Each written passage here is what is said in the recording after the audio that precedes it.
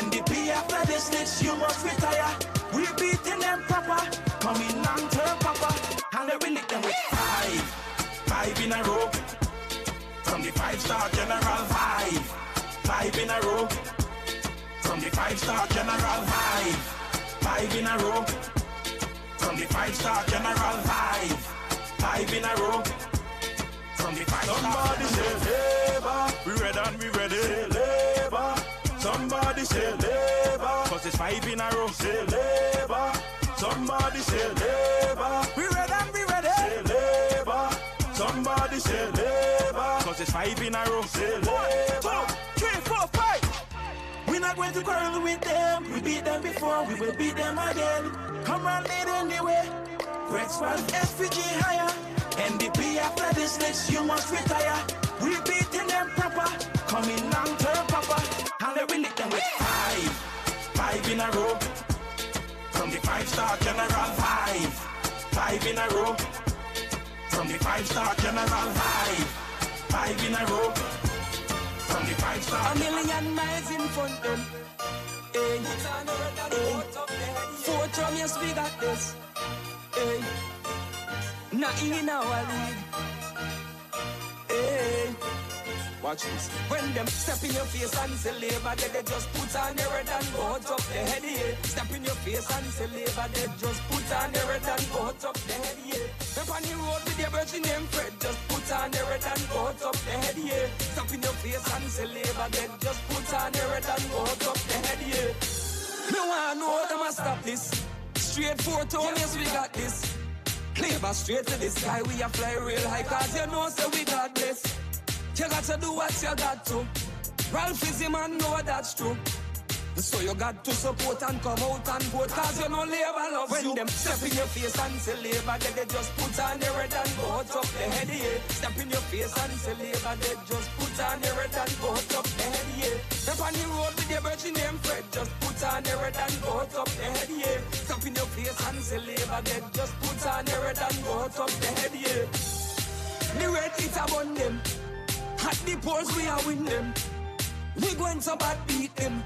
At the end, you know we are going on them. We have a brilliant team. 14 kings and 1 queen. ULP must reign supreme. Labor love, that's what it means. When them step in your face and say labor, they just put on their red and go up the head, yeah. Step in your face and say labor, they just put on their red and go up the head. I'm impressed. I'm impressed every day of my life. I'm impressed when I wake up in the morning and I see what you will be doing every day of my life. I'm impressed. International airport got me impressed. Rabuka Bridge made me impressed. Low income houses got me impressed. No income houses made me impressed. Enough I run up them mouth and I pop up them chest. All the talk them I talk, none of them could do better. Upliftment we believe in, and progress is what we making. So who God bless, no man curse. Thank God Ralph is not the worst. I'm impressed. I'm impressed every day of my life. I'm impressed when I wake up in the morning and I see what you will be doing every day of my life. I'm impressed. Vision now program got me impressed. Yes program made me impressed. Improve road system got me impressed. Improve water system made me impressed. Education revolution I must mention. Can't you see it's run the nation? So many children pass from a nation. I wonder where the hell they get them information. If NDP will win election, they better with a Ralph and his administration. I'm impressed. I'm impressed every day of my life. I'm impressed. Yes, when I wake up in the morning and I see what Ralph is doing every day of my life. I'm impressed. On him Eustace, what did he do? Ralph done so much for me and you. $200 to every school child. Computer, laptop coming in a while. So how can we bother with the NDP when they have no future for you and me? When they say no, we will say yes. Right then and there, you should know who are the best. With Gonsalve, we are impressed. With the comrade, we know we are blessed. I'm impressed. I'm impressed every day of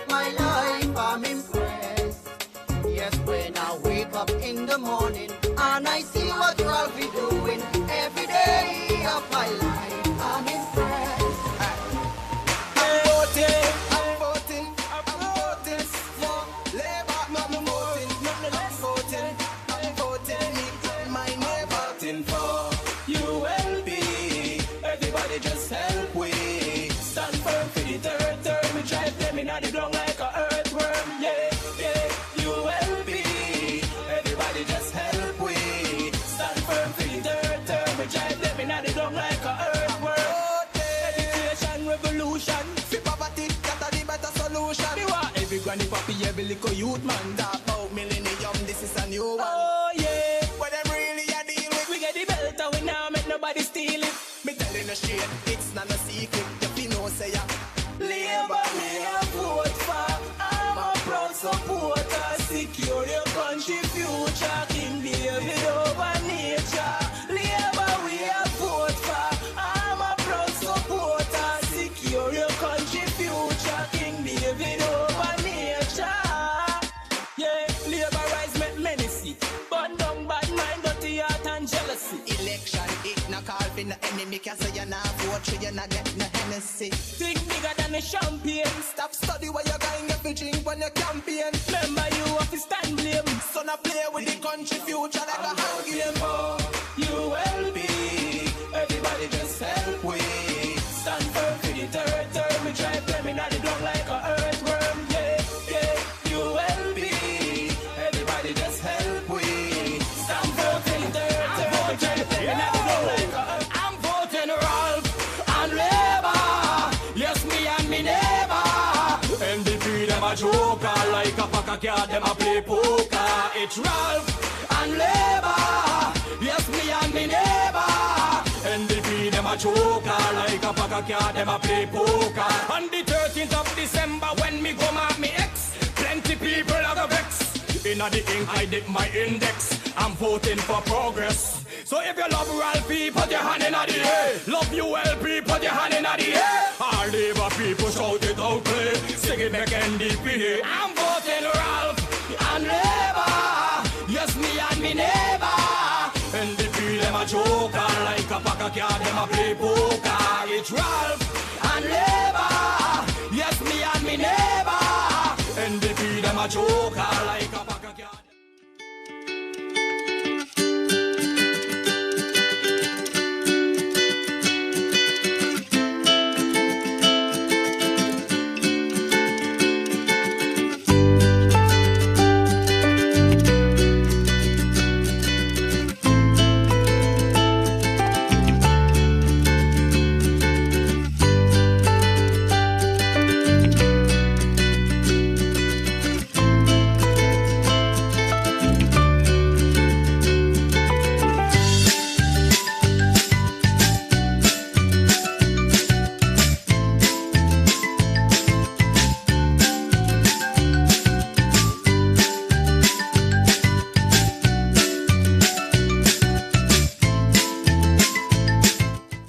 They said it could not be built. They said he could not find the money. They said the winds were too strong. The NDP said it could not happen. We built it, and the people came. Now, Sandals is building a massive new resort. So is Marriott. So is Holiday Inn. Thousands of jobs. Opportunities for our fisherfolk and farmers to sell their goods. Positive development for our country. And it was delivered thanks to the strong leadership of Comrade Ralph, Sabojo, Camillo, and the entire ULB team. Together, we lift SVG higher. I sell fruits and vegetables, and after the virus came to St. Vincent, I lost my income. I did not know what to do. I heard about a program that the government give money to people who lost the income. And I got a grant, and it helped me through these tough times. We have very little virus in this country, and we save jobs by not locking down hard. We have strong leadership in this country that lift SVG higher.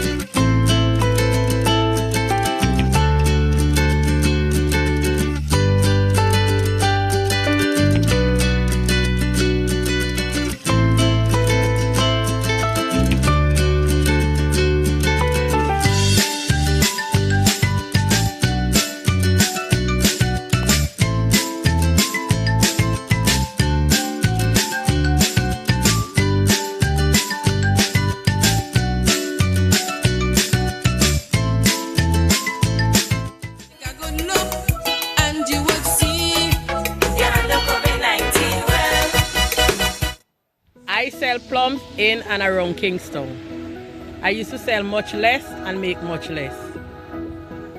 Then I get a prime grant from the ULP government. It allowed me to get sealer, labelers and stove. Now I sell more and make more money. I hear some people want to give out loans. I am grateful I don't have to repay this prime grant. So this election, I will be voting ULP because they are a team of strong leaders that is lifting SVG higher.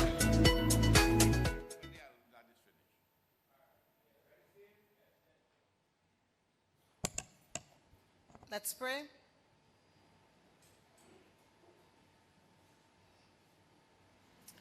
Loving Lord, we, your children, come before you tonight.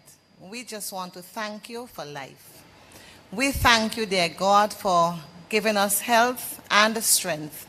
Tonight, as I come before you, I bring the nation of St. Vincent and the Grenadines to you. I ask, oh God, that those of us who are charged with helping to lift St. Vincent higher would do our utmost best, first to please you in all that we do. And after that, we will do whatever it takes to lift this country of ours to a higher level. Father, I bring before you tonight our Prime Minister and his family. I want to thank you for the leadership that he has had over this country for the past 19 years.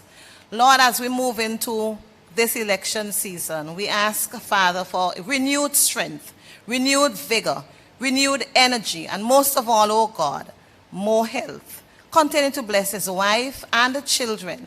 And dear God, when those of us who are supportive of him, we ask, dear Father, that you would continue to bless us, be with our families till we beg. Take full control of this meeting tonight, and when we would have left here, take us safely to our homes. In Jesus' name with thanksgiving, amen. Amen. The national anthem.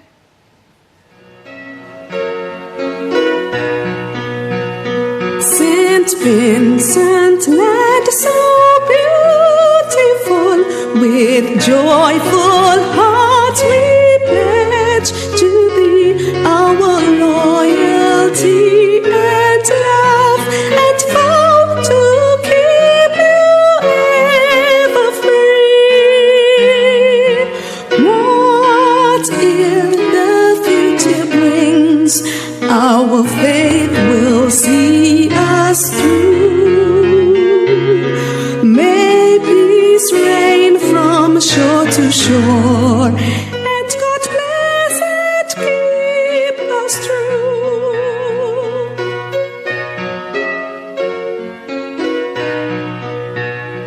High ruler, fair and blessed Isle, your mountains high, so clear and green, are home to me.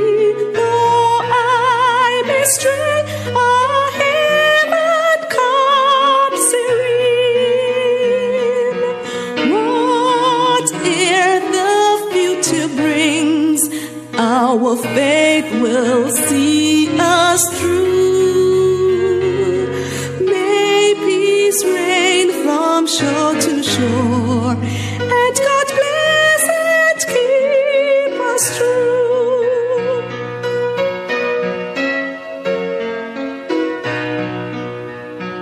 Our little sister islands are those gems, the lovely grenadines, upon their seas and golden sun, the sunshine ever beam. Whate'er the future brings, our faith will see us through. May peace reign from shore to shore, and God bless and keep us true. Please be seated.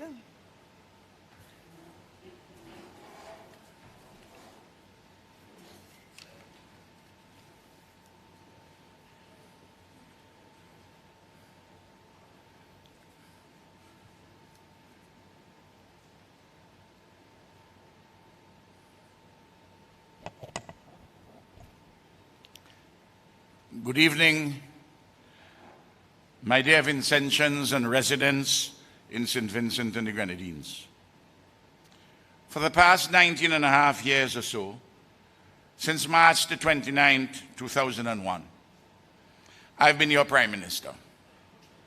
I have served you to the best of my ability, selflessly and honestly, never on one single occasion using, misusing, or abusing public resources for private gain. I have served you with immense caring, dedication, commitment, hard and smart work, and above all, with a profound love for my country, our people, and our Caribbean civilization. I have been with you joyously at the mountaintops of achievements, and together we have accomplished mighty things for our nation. And together again, we will chalk up more progress and prosperity for St. Vincent and the Grenadines. I've also embraced you in heart and spirit on the occasions in which we have found ourselves in the valley of hardship and misfortune, of loss and damage, of pain and suffering. Whether celebrating in happiness or consoling in heartache or sadness, I have been in communion with you. Most of all, whether we are up on the mountaintop or down in the valley, you and I, all the people of St. Vincent and the Grenadines, despite our weaknesses and sinfulness, we go to our God in adoration, contrition, thanksgiving, and supplication, because we know that He is our God on the highest mountain and ours too in the deepest valley. From this wellspring of humility, justice, goodness, and mercy, we have bountiful hope.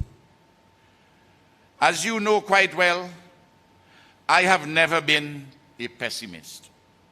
I have never accepted that we can't do this or that which is uplifting. I am a man of creative thought, purposeful action, and hopefulness. I am not a man of lamentations. I'm always optimistic about life and living. That is the essence of a redeeming grace, always hopeful, morning by morning. New mercies we see. All that we need, your hand, thy hand has provided. Great is your faithfulness. We must continue to exude hope, not helplessness. A helplessness we must not have, because that embraces a debilitating hopelessness. What is hope? It is confident trust with the expectation of fulfillment. And hope is linked to faith. Faith is the substance of things hoped for, the evidence of things not seen. But faith without works is dead. Faith and hope are conjoined to love, which is an ever-fixed mark that looks on tempests and is never shaken. We put on faith and love as a breastplate, and the hope of salvation as a helmet. Clearly, faith, hope, and love pertaining to God and to the heavenly city are of a different order of certainty than that in relation to man and woman in our earthly city, including the part thereof known as St. Vincent and the Grenadines. So how do you have faith and hope in, for example, a politician? His or her words, his or her promises. How do you know that he or she has love for you? How do you know whether he or she is fake or the genuine article? How do you know whether or not he or she is deceiving you, brambling you, or taking you for a ride on the mythical wings of Bacchus? From the vantage point of my experience, permit me to offer some guidance to assist you in making sensible choices in your interests, in your family's interests, in the nation's interests. Clearly, you cannot have absolute certainty because men and women are not divine, and they are not the fountainhead of salvation. They are not the all-knowing, almighty God. But you can make informed judgments, and you have instincts upon which you can rely in relation to your choice of leader or representative. And you can surely apply your heart to wisdom. So you examine his or her ideas, vision, philosophy, and programs. You look at his or her record of achievement. You check out his or her commitment to you as a people.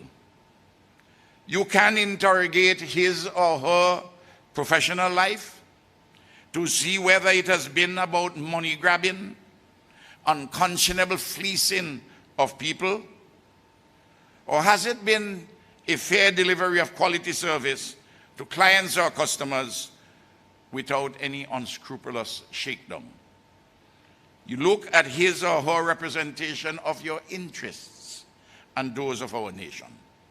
You watch his or her interactions with you and the people of all classes, creeds, ethnicities, rich and poor, Kalinago, Garifuna, black, white, Arab, Chinese, or anyone in between. You observe his or her seriousness and thoughtfulness in words or deeds about the nation's business. You look not for perfection, since no human being is perfect, but you look at him or her in the totality of all the facts and circumstances. You check out the political party to which he or she belongs, its philosophy and policies, its organization and functioning, its state of unity or disunity, its record, its slate of candidates, its leadership. And then you ask your mother or father. You ask your daughter or son. You ask those close to you. You inquire, how can we make a whole daughter or a whole son out of the compromises which the fever of history have made us?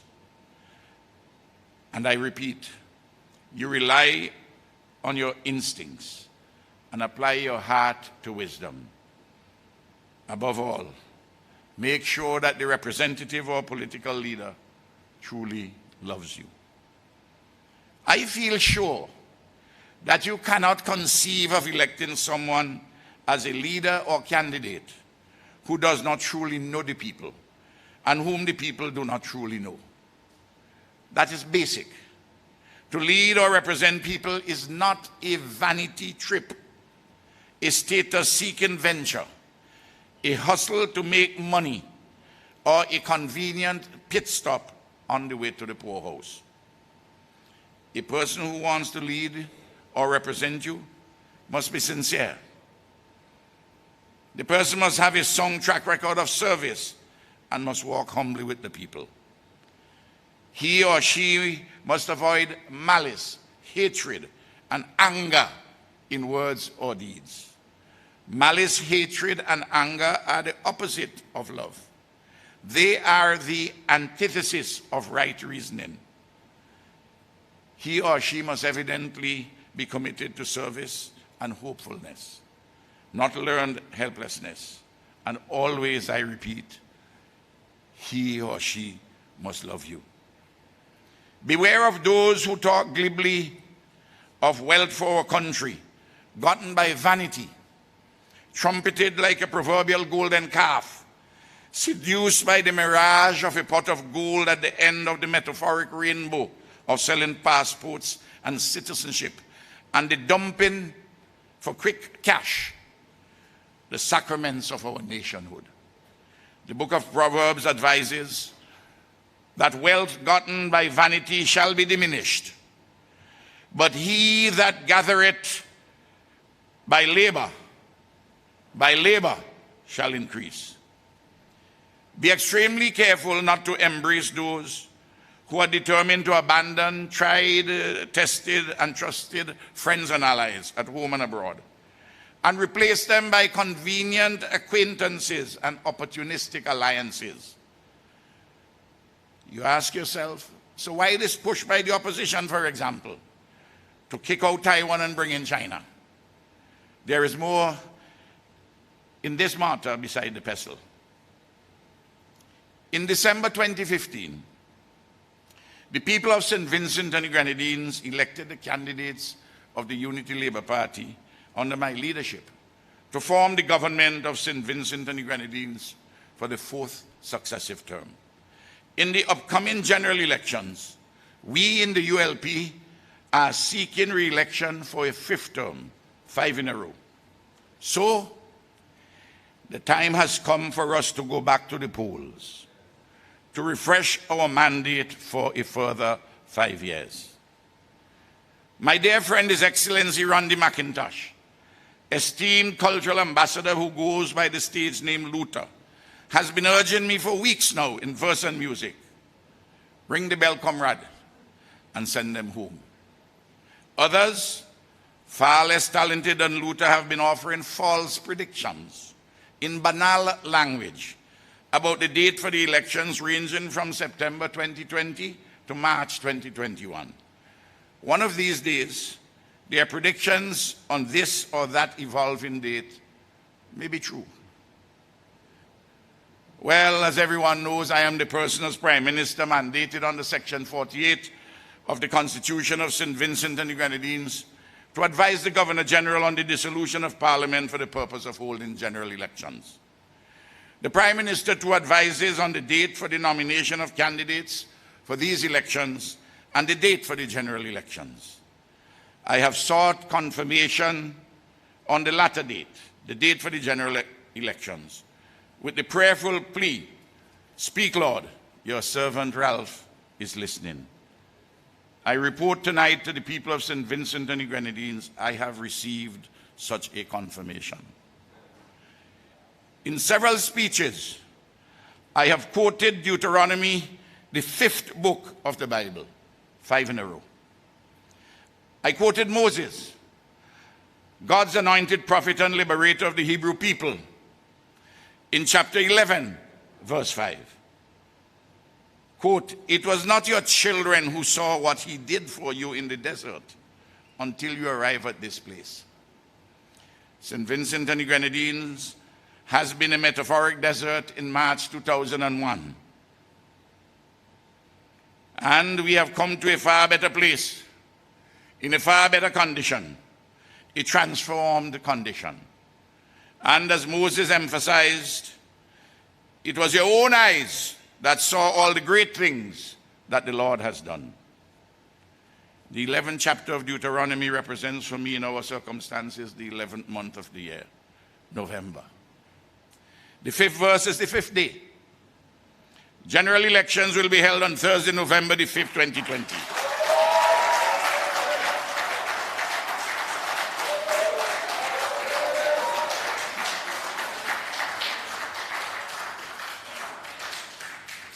Upon my advice, Her Excellency Dame Susan Duggan, Governor-General, is dissolving Parliament tomorrow, Friday, October the 9th. Nomination day will be on October the 20th, 2020. Due to the COVID-19 pandemic, the Chief Medical Officer and other health professionals have been discussing election day protocols with the Supervisor of Elections. I am sure that the National Monitoring and Consultative Mechanism and the representatives of the respective political parties will be consulted prior to the finalization of these important protocols. I expect that these general elections will be held in a peaceful environment. The Supervisor of Elections and the Permanent Secretary in the Ministry of National Security have assured me that all practical matters requisite for the holding of free and fair elections in accordance with law are in place. The Unity Labour Party promises a clean, informative, and uplifting campaign. I am now ready to rumble in earnest. This time, they must take their licks like a man. Thank you.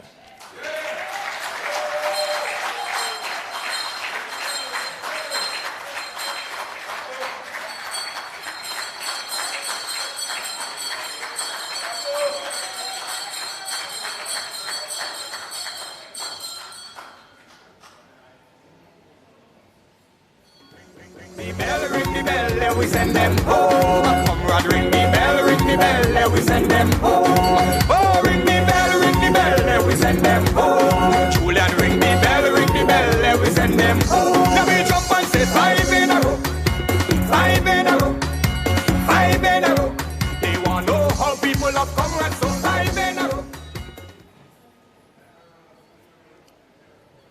Comrades and friends, those who are listening to us and viewing via all of our social media platforms, those in St. Vincent and the Grenadines, and those in the diaspora, those who are tuning in live via radio and television. This is our most defining moment as a country since independence. Leaders ordained by God, a most important period in our post-colonial economy, a small country with little material wealth. He called our political leader and esteemed Prime Minister to service, a quintessential human being, a rebel seed with a soft heart so he can assist the poor and marginalized, a soft heart towards our children who aspires to achieve greatness, a broad back and a sharp mind, a great wisdom so he can lead our revolutionary struggle. Not a revolution with a militia, but a revolution that continues to transform the lives of the people of this great country in education, in health, in housing, poverty eradication. We continue to count on this political party and its leadership to deliver to you, the people of this country. We are going to fight this battle on November 5th. In the continuous struggle for our people. Ring the bell, we send them home. It is a battle for continued progress against backwardness, a battle of light against darkness, a battle of continued development against underdevelopment.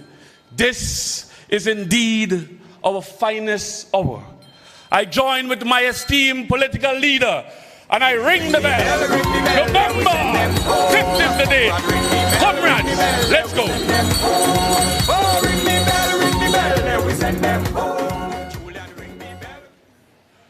I bring to you a woman of class, a leader in her own right, a working class woman who has lifted her standard of living and the people among her. A woman who values education, who went on to study and has a PhD.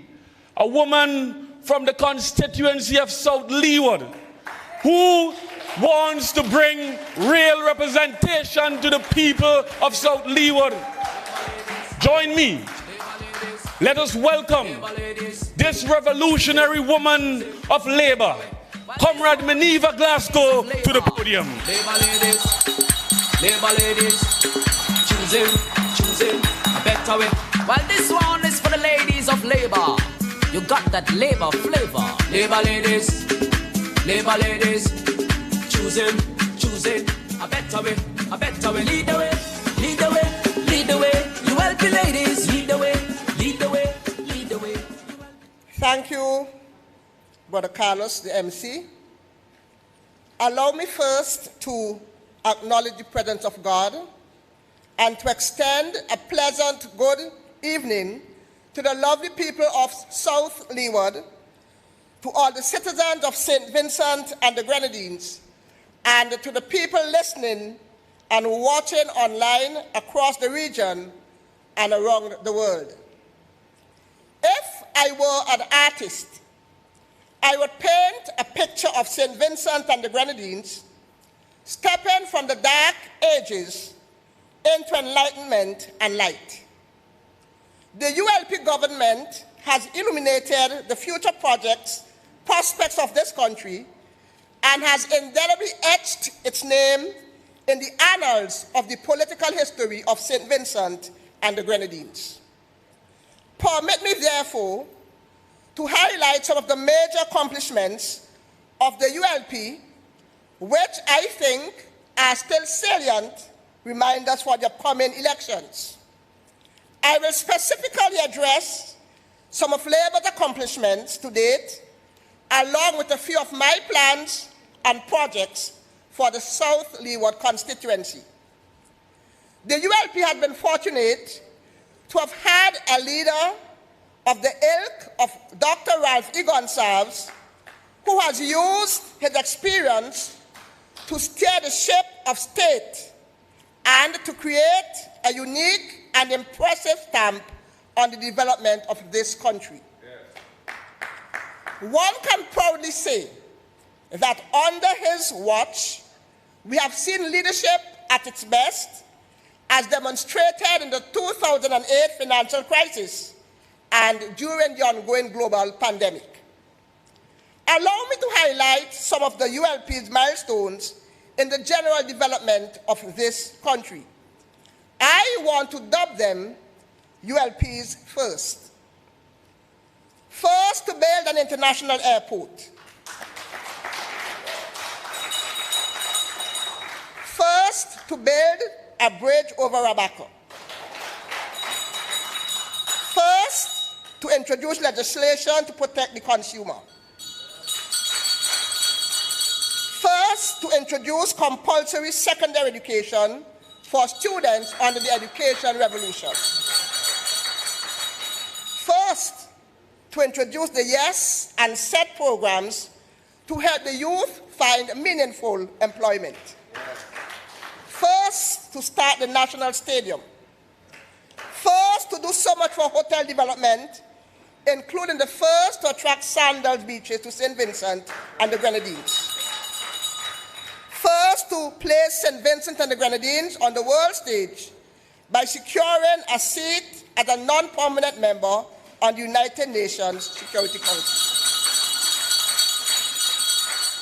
First, to build over 1,700 houses for vulnerable Vincentians under the housing revolution. I can say without fear of contradiction that the ULP has first woven into its DNA.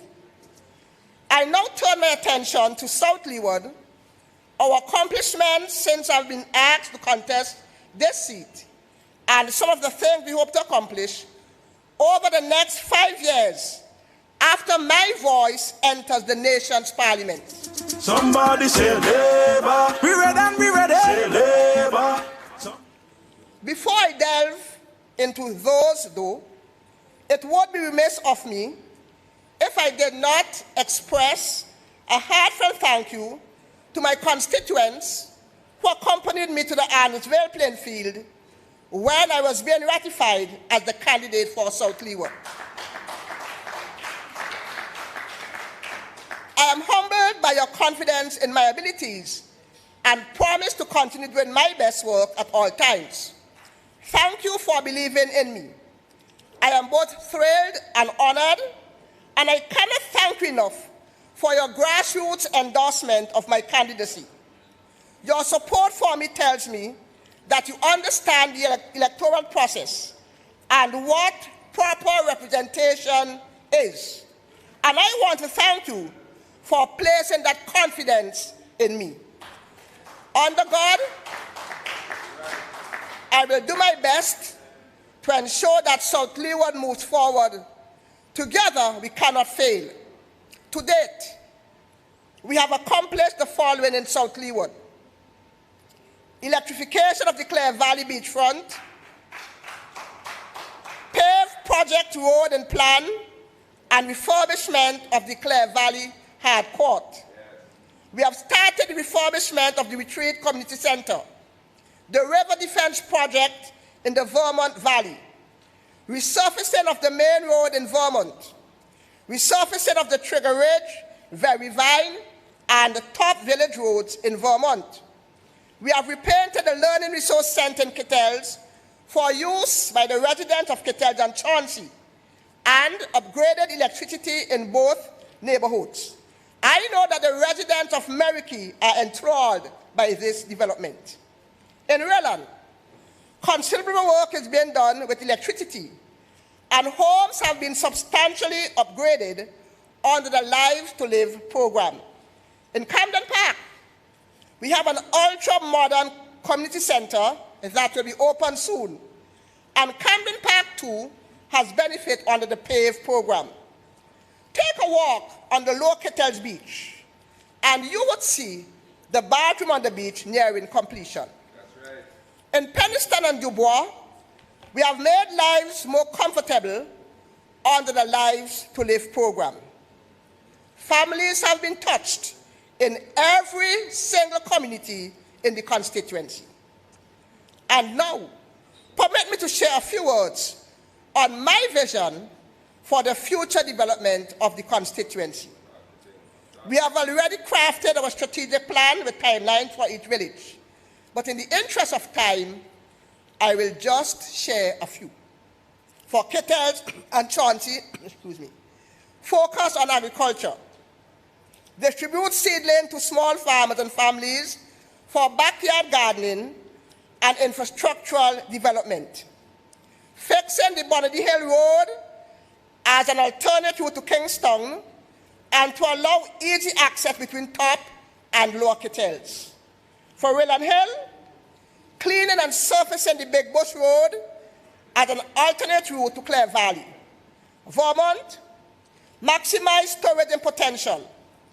Partner with the National Trust and Ministry of Tourism regarding joint efforts of research and ecotourism of the Vermont Nature Trail and Table Rock, planting trees and beautifying benches for additional tourist attraction. Clare Valley, we must operationalize that fisheries complex. Leave it to me. I will make sure it gets done. Lower Kittels, the gazebos will come too. Just look for it soon. Penistone, we will refurbish the community center for community activities, including adult education classes. Dubois, refurbishing of the derelict building on the school compound for active use as a learning resource facility and fixing the broken down wire on the school compound. Pembroke, we will finish the resurfacing of the Riversdale Road and the road leading up to Borval Bread and Breakfast Facility. Camden Park, we must construct an ultra-modern health facility. As a matter of fact, work on that has already started. I feel secure that the ULP is the political party that recognizes the sovereignty of God and the freedom and rights of the individual. I know that this party does not discriminate, but it promotes inclusivity at all levels and on all stages. Comrades and friends, this is the party you can trust to guide you to a safe course. This is the party that delivers.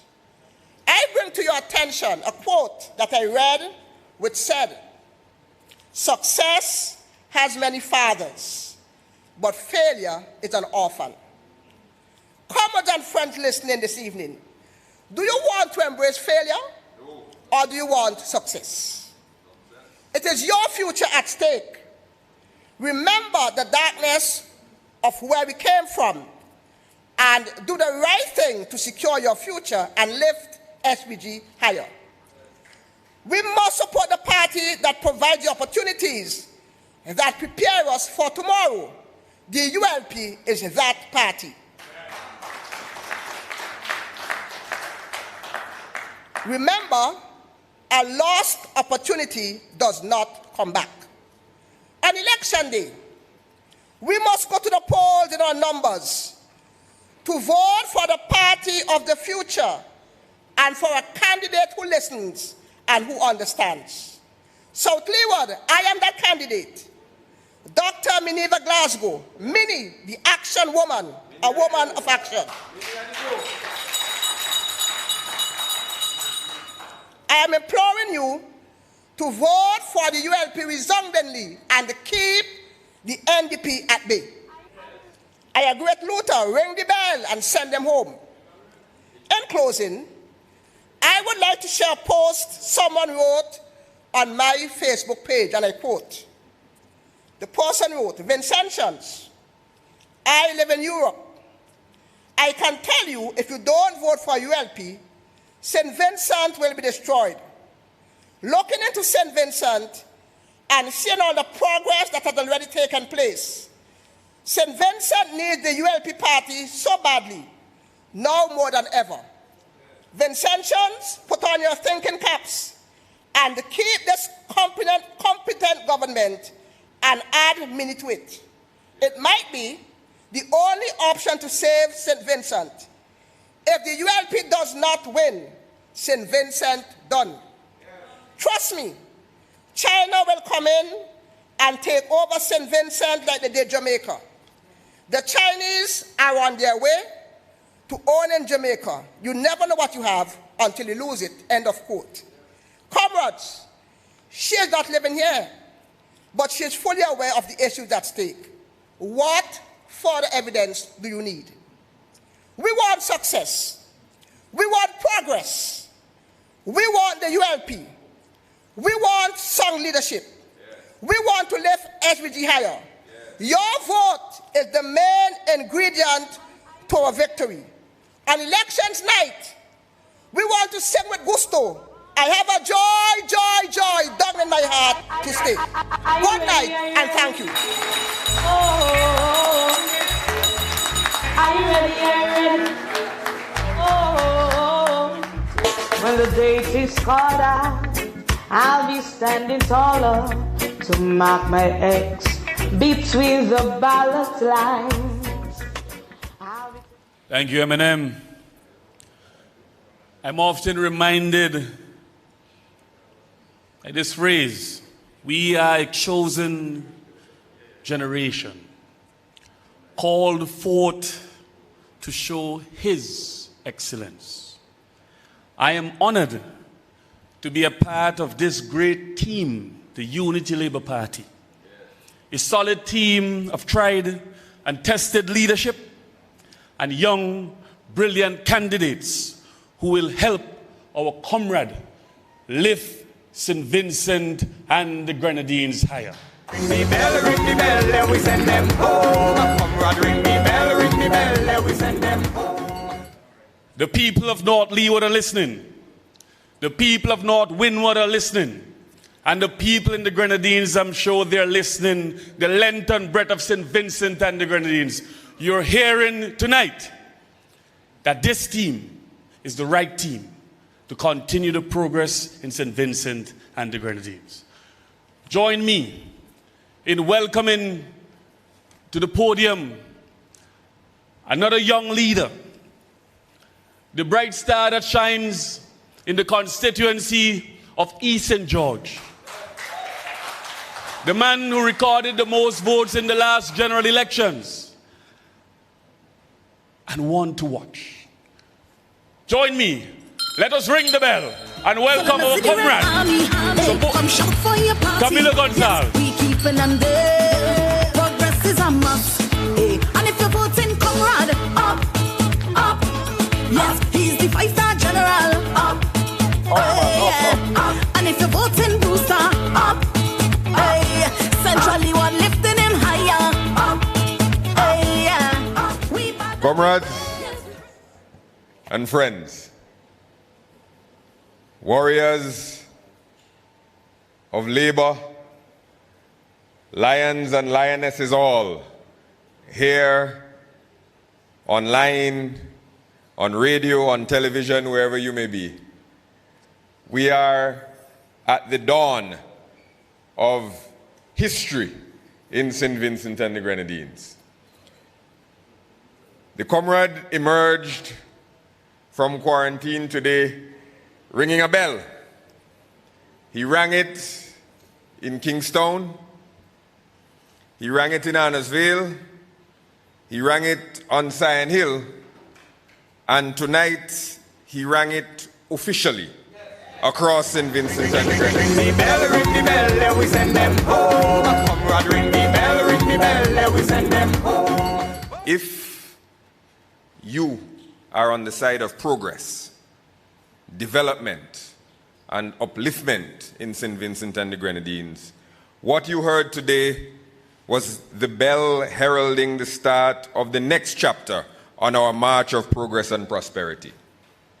Those in the NDP, on the other hand, heard the political death knell on their self-serving personal ambitions and their politics of division, distraction, and disgruntlement.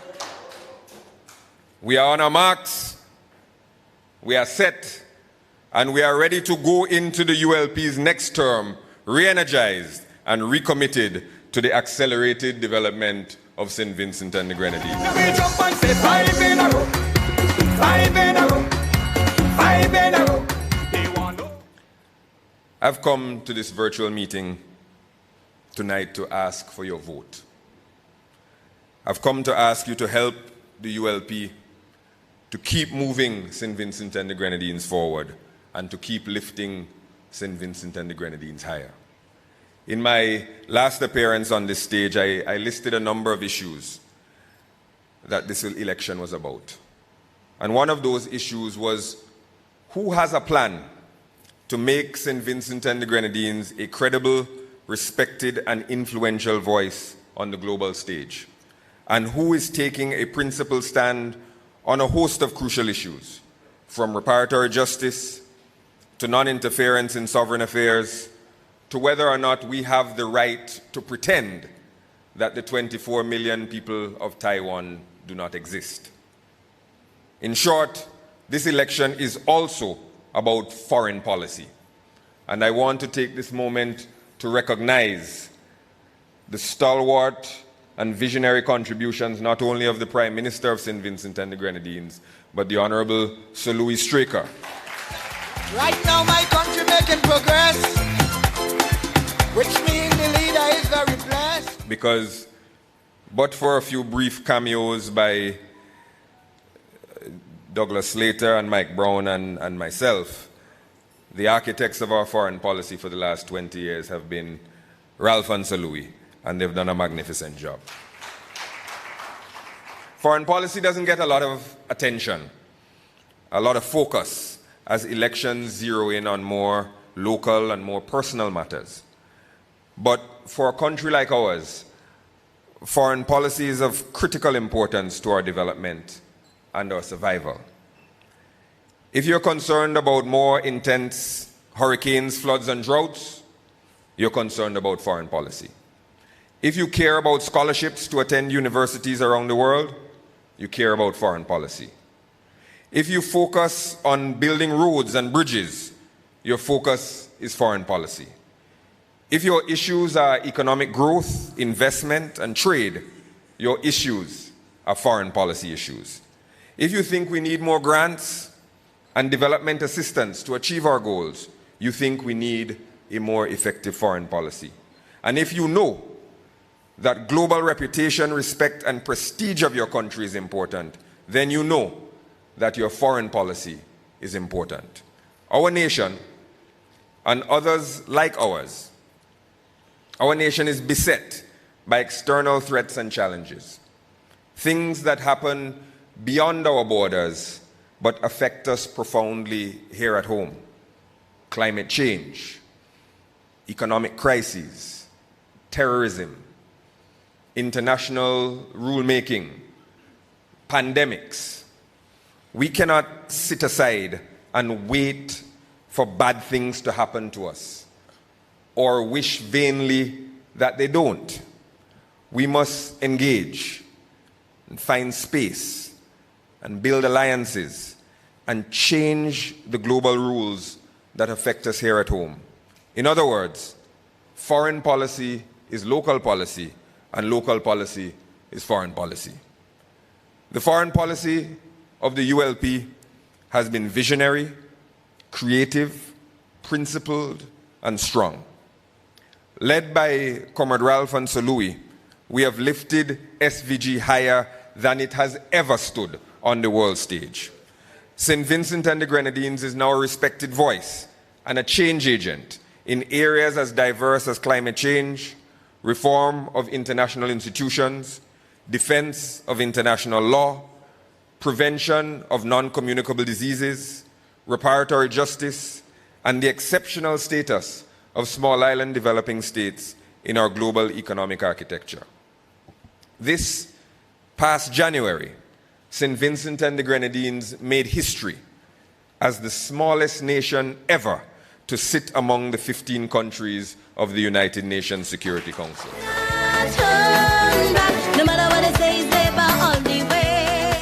193 nations of the world voted to see which 10 countries would join the Security Council.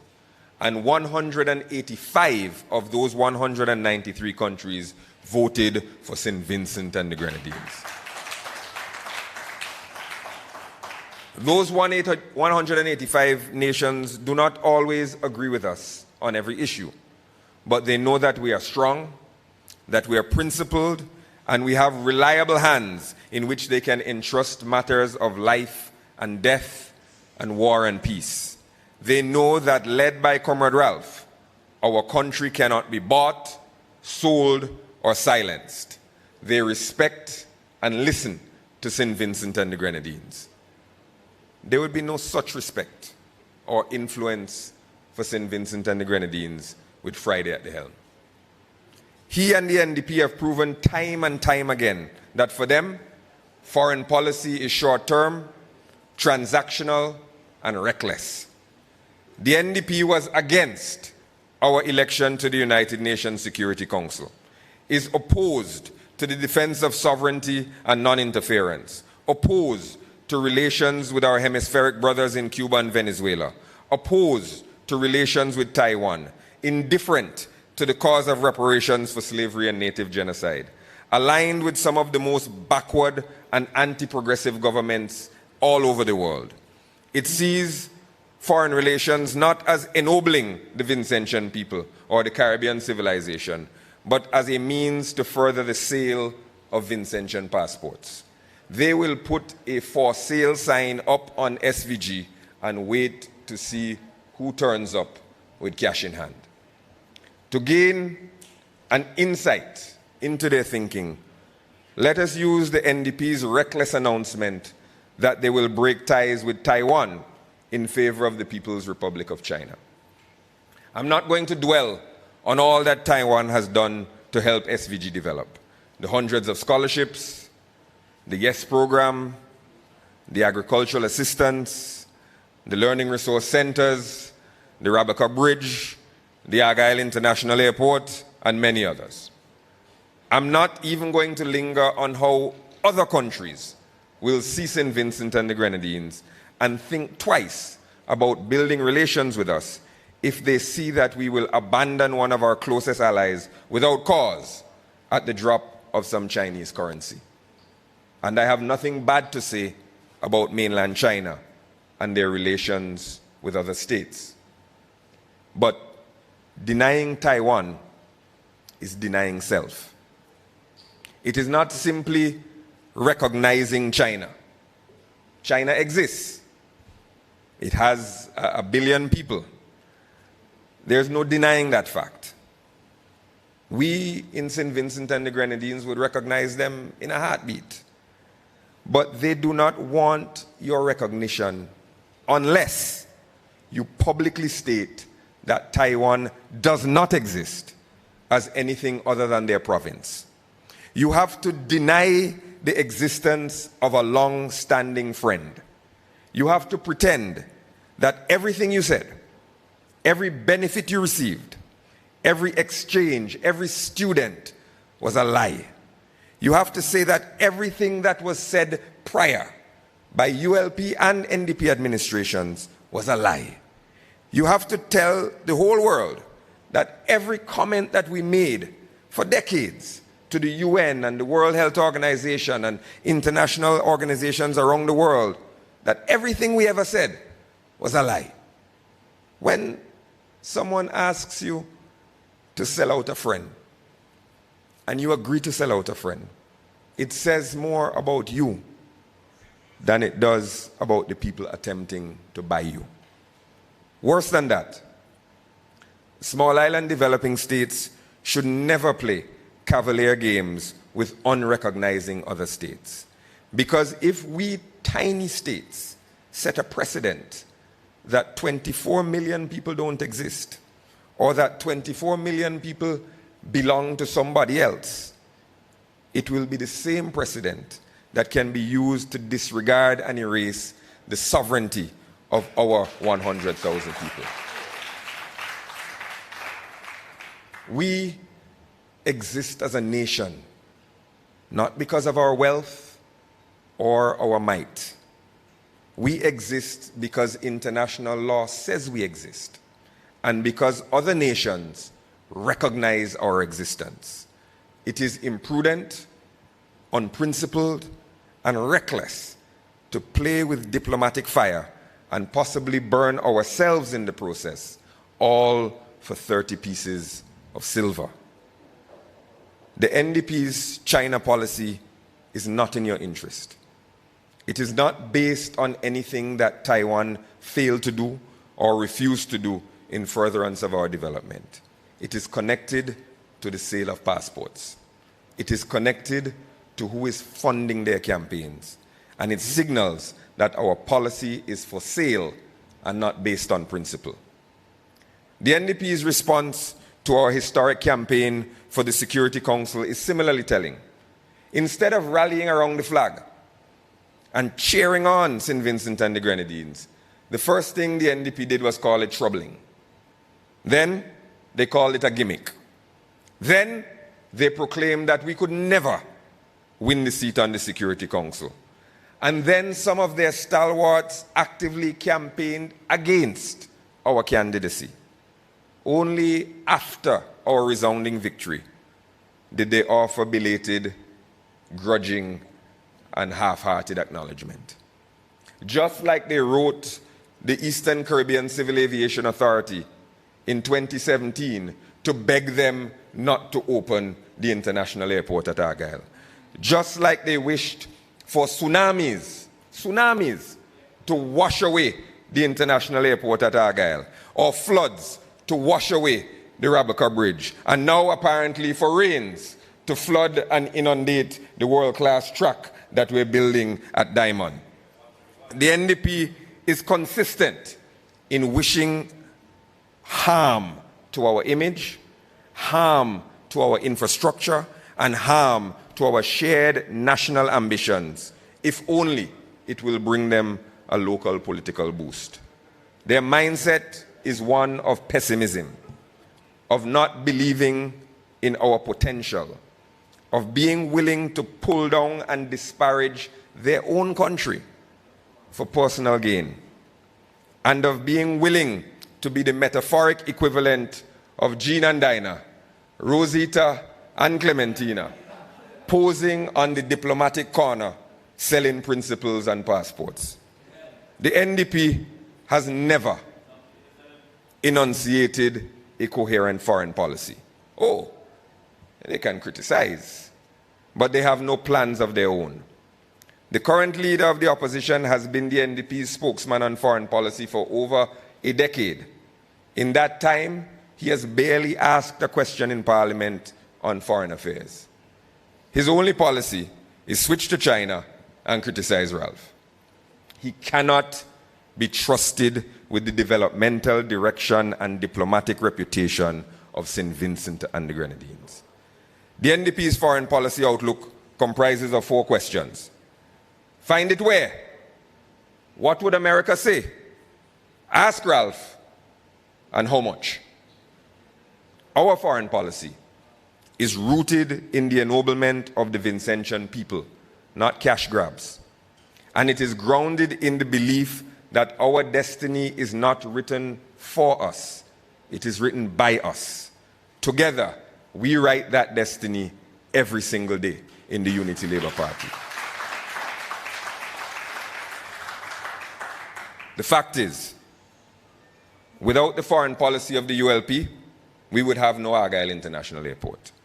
The NDP has admitted as much. We would have no fuel storage facility at Lomans. We would have no Rabaka Bridge. We would have no learning resource centers. We would have no YES program. We would have no Vision Now program. We would have no Petro-Carib. We would have no one laptop per child. We would have no modern medical and diagnostic center. We would have fewer scholarships, fewer grants, fewer low-interest developmental soft loans, and certainly we would have no membership on the United Nations Security Council.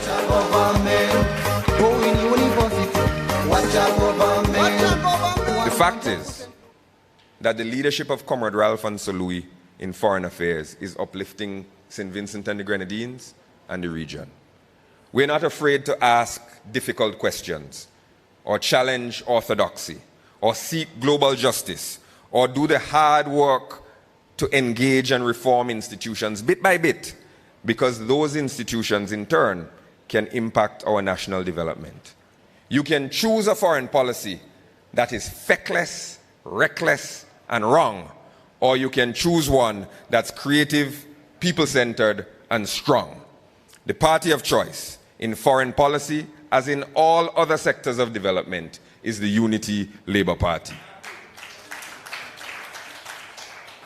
Every single day that we come to work, we're thinking about you, the people of St. Vincent and the Grenadines.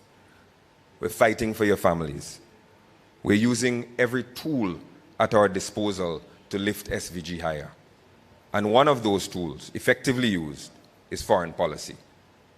With astute foreign policy, visionary leadership, and your help, the ULP is keeping the commitments that we have made. In the last 5 or so years alone, we have delivered on so many promises. I'm not going back to 2001 or 2005 or 2010. I'm talking about the last 5 or so years.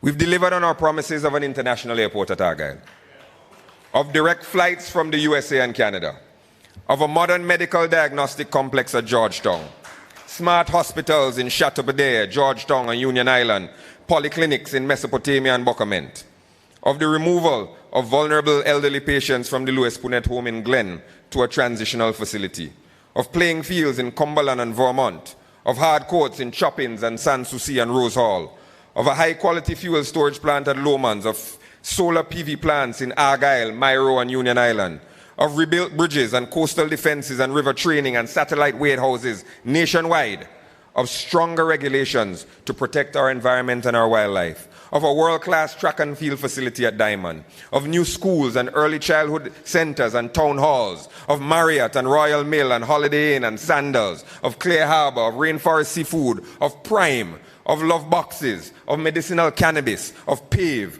of new Coast Guard vessels, of CCTV, of wage increases, of tax reductions. Think about it. Think about that small sample.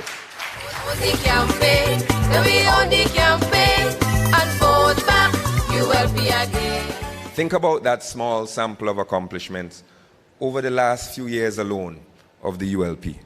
Their foreign advisors are locked up in their mind-bending laboratories trying to tell you that nothing has been done. But believe your eyes, not your social media feeds. Whatever is true, says the Bible, whatever is noble, whatever is right, whatever is pure, whatever is lovely, whatever is admirable, if anything is excellent or praiseworthy, think about these things. And think about what we have done over the last 5 years. On issue after issue, we're moving forward. Day after day, we are working tirelessly, and we will never grow weary of doing good. For in due season in November, we will reap if we do not give up. And we will never give up on this country or the people of St. Vincent and the Grenadines. The ULP believes in you. And I'm asking you to keep believing in the ULP. And if you're willing to continue working with us and voting for us, we will win this election again. We'll accelerate the transformation we started in 2001, and we'll remind the world why St. Vincent and the Grenadines might not be better than anyone, but no nation in the world is better than St. Vincent and the Grenadines.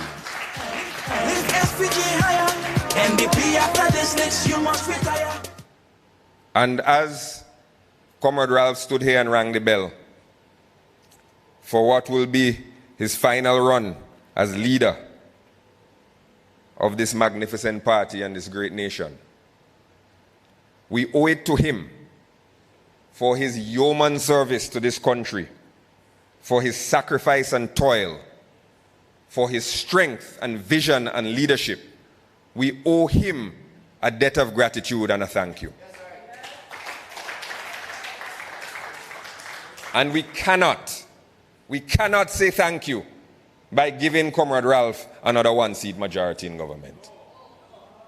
The appropriate thank you, the appropriate recognition for the lion who has led us and continues to lead us, the appropriate recompense for the ancient warrior taking us to battle yet again to victory, is every single seat on mainland St. Vincent and pressure through the Grenadines. We can do it with your help. Our record is a record of progress and success, and we're proud of our record. There's more to be done, and we have proven that we are the party with the plans, the passion, the energy, the attitude, the cohesiveness to do it. Let's do it together. God bless you, and may Almighty God continue to bless the great nation of St. Vincent and the Grenadines.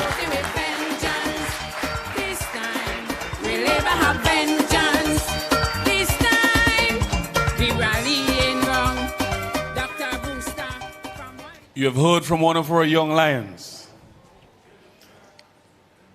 And I'm going to bring to you another one of our champions. A young man who has given of his time and his life to public service and to the people of St. Vincent and the Grenadines, but more particularly, the people of South Central Windward. He has shown you leadership in a time of crisis where food security became an issue. During COVID, during the drought, when there's an issue with agriculture across the Eastern Caribbean bloc, there is one minister for agriculture that other countries call on. That's right.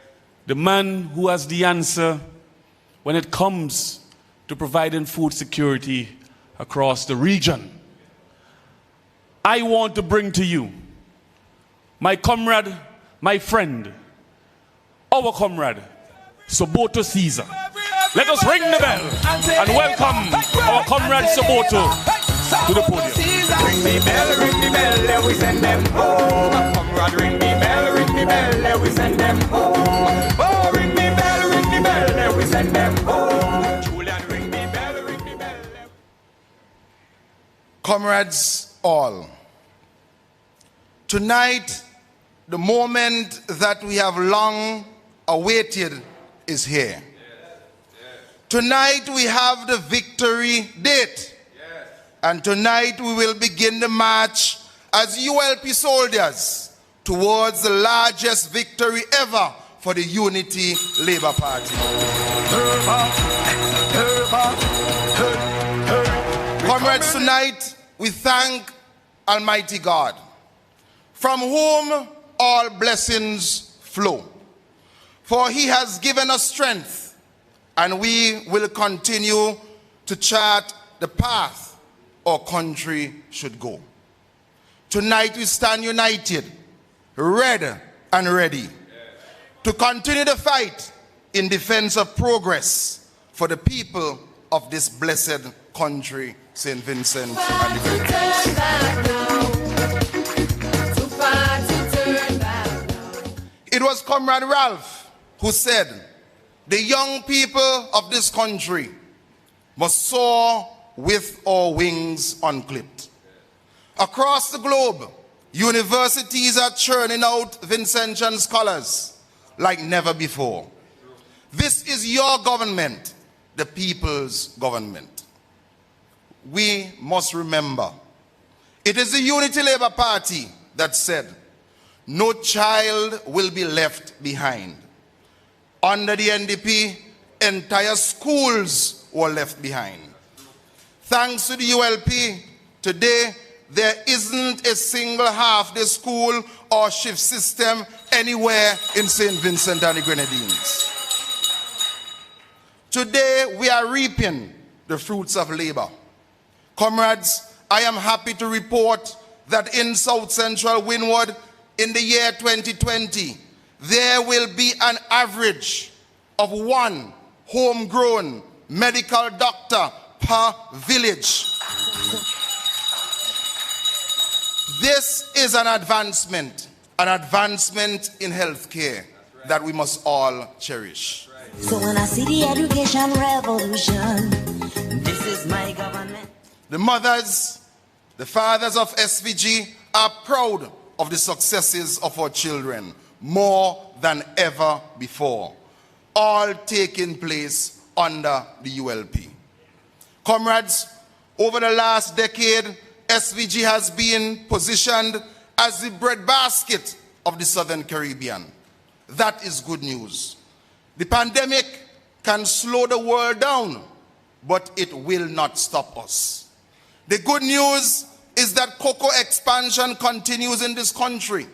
We now produce one of the best chocolates in the entire world right here in St. Vincent and the Grenadines. In the next term, we will be seeing further investment in spices. You must be a part of that. The good news is that we will continue to export cattle, and recently there's a demand for other livestock to be exported. We are not stopping there. We are currently exploring a multi-million-dollar livestock market in Trinidad and Tobago. In the next term, our livestock farmers will cross critical milestones, ushering in a modern dispensation in livestock production. You must be a part of that. I'm impressed. I'm impressed. The good news continues. Hiruna is still a root crop superpower in CARICOM. Maintaining our trade in Trinidad and Tobago, Barbados, the BVI. Comrades, millions have been invested in Vinci Fresh to do agro-processing. Over the years, hundreds of farmers and farm workers have benefited. In the next term, we will strengthen private sector partnerships at Vinci Fresh to create a manufacturing plant that will benefit the farmers of St. Vincent and the Grenadines. Comrades, I want to report, we are working on the establishment of a modern medical wellness industry. Cannabis has been the first step. We will not be leaving out the hundreds of other plants that we have with medicinal properties. We have many medicinal plants here in SVG, from Africa, from Asia, from South America, and from Europe. We started with cannabis in a major way. We promised you that we will provide the best law to protect our traditional cannabis cultivators. We have it in place. In the next term, we will unfold a medicinal wellness industry that will include the herbalists, will include the traditional ganja farmers, the medical fraternity, our hospitality stakeholders, and investors globally. Over the next days, we will sign a feasibility study agreement guided by the Bureau of Standards, and in the next term we will unfold this industry. This will create hundreds of jobs for the people of St. Vincent and Grenadines. Phenomenal, you will be phenomenal.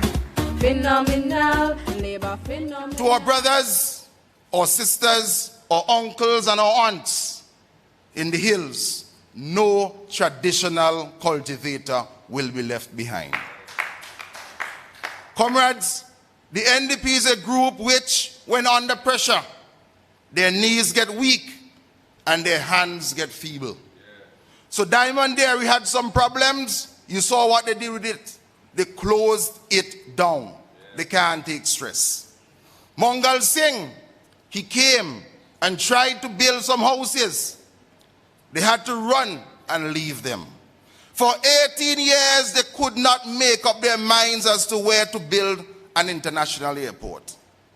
It is the same NDP you hear on Nice Radio every day. They cannot deal with even small problems. You could not keep a dairy open. You think it's climate change you could deal with? That's right. The Argyle International Airport is today the biggest game changer. In the fisheries sector, we have never seen such exponential growth. The NDP could not find that solution. Today, the Oya Fisheries Complex employs over 50 persons. There are scores of investors, locally, regionally, and internationally, who will be partnering with us to usher a greater investment in fisheries. Local investment is coming. Local investors are excited. Do you know why? They have confidence in this government. They have confidence in the ULP. We want you to also have that same confidence. I am asking our people not to shy away from the fishing industry. The blue economy, our oceans and seas are filled with great riches. This is our time to make the most of our seascape. More support will be made available to our fishers in 2021. And while we explore for more, we must conserve and protect, so that we develop a sustainable way to harness marine resources. The Farmer Support Company is an expression of love for farmers. This is a government of love. Hence the special pandemic support, over 15,000 love boxes. This will restart next week. Over 15,000 sacks of fertilizer at half price. This will continue. Almost 5,000 farmers would have received their first payment of $500 by Monday of next week. Over 200 acres of tractor service already received. Over 250 farmers have benefited from livestock support. In a pandemic, are you serious? Targets have been set and milestones met. Objectives outlined and aims achieved. Comrades, COVID-19 could have been our darkest moment, but with God's help and the leadership of Comrade Ralph, we can turn it into our finest hour. Vote the ULP. So comrade, if you ask me, you handle the pandemic well. Yes, comrade. When many shouted, "Comrade, look, COVID-19 swells," the 5-star general responded, "We will manage this moment with a patience and a calm." Vote the ULP. It is that patience and calm why the world is looking at us for best practices to COVID-19 responses. Vote the ULP. It was the patience and calm that brought us through the impacts of SARS, the impact of 9/11, the impacts of zero preferences for our bananas. SVG claims victory. Vote the ULP. And they will lick them with 5 in a row. From the 5-star general. Comrades, that patience and calm saw us through many hurricanes, floods, the vagaries of climate change. SVG claims victory. Vote the ULP. 5 times in a row. Tell them the comrades say so. Louis say 5 times in a row. That patience and that calm will take us through the remainder of COVID-19 and the dengue outbreak. We will work steadfastly, hard and smart, so that we will continue to claim the victory with the ULP for SVG. Our faith will see us through. Vote the ULP. The mentorship by Ralph Gonsalves to the youth of this country, to people across the Caribbean and to the rest of the world will always be cherished and remembered. Ralph is a special human being, an exceptional leader. Generations to come will listen to those who toiled with him as to how hard-working, dedicated, caring, long-suffering this man was. A man who will lay down his life for his country. Comrade, you handled the pandemic well. Long live the Unity Labour Party. Vote for the ULP in the next general elections. May God bless you. Don't vote for NDP. Friday and them in ready. They're coming to take revenge, so don't get mixed up with them. Put your ex by the and you would see you're under COVID-19 well. They said it could not be built. They said he could not find the money. They said the winds were too strong.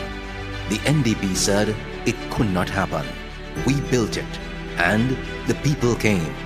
Now, Sandals is building a massive new resort. So is Marriott. So is Holiday Inn. Thousands of jobs, opportunities for our fisher folk and farmers to sell their goods, positive development for our country. And it was delivered thanks to the strong leadership of Comrade Ralph, Saboto, Camillo, and the entire ULP team. Together, we lift SVG higher.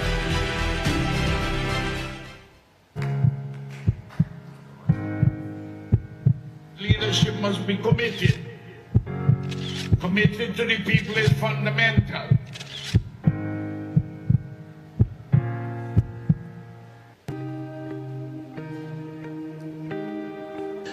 When the history books are written, Saboto season will be in the books for this time. You have been chosen for hour and a time such as this. And as the Minister of Agriculture for the island of St. Vincent, the land of the Garifunians, and all the farmers and all the traffickers and everybody that puts a hand in this whole operation of shipping food. And it's time now that you recognize that you have the greatest opportunity to lift St. Vincent to the level and get the respect that she deserves. She doesn't get the recognition or the respect she deserves, yet she feeds the region without ceasing. And we thank you, man, and I give thanks for you. As farmers, let us keep up the fight. Let us fight COVID-19 together. We have a very important role to play in food security. Let us move forward.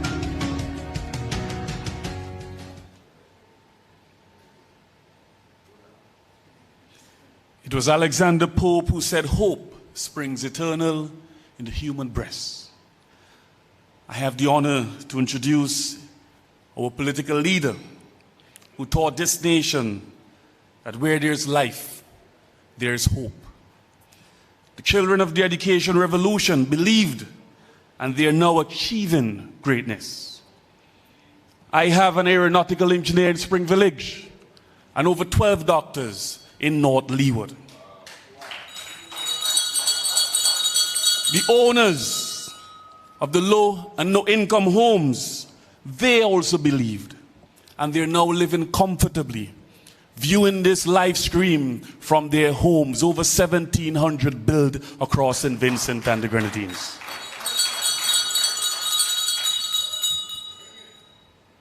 His leadership kept this country afloat during some challenging times. It is his leadership that got St. Vincent and the Grenadines elected to the UN Security Council as a non-permanent member. It is his leadership that delivered our most prestigious Argyle International Airport, the best in the region. It is his leadership that the region turns to in a time of crisis. He is a warrior, a champion for the poor. He is my leader, our leader, the esteemed and longest serving Prime Minister of St. Vincent and the Grenadines.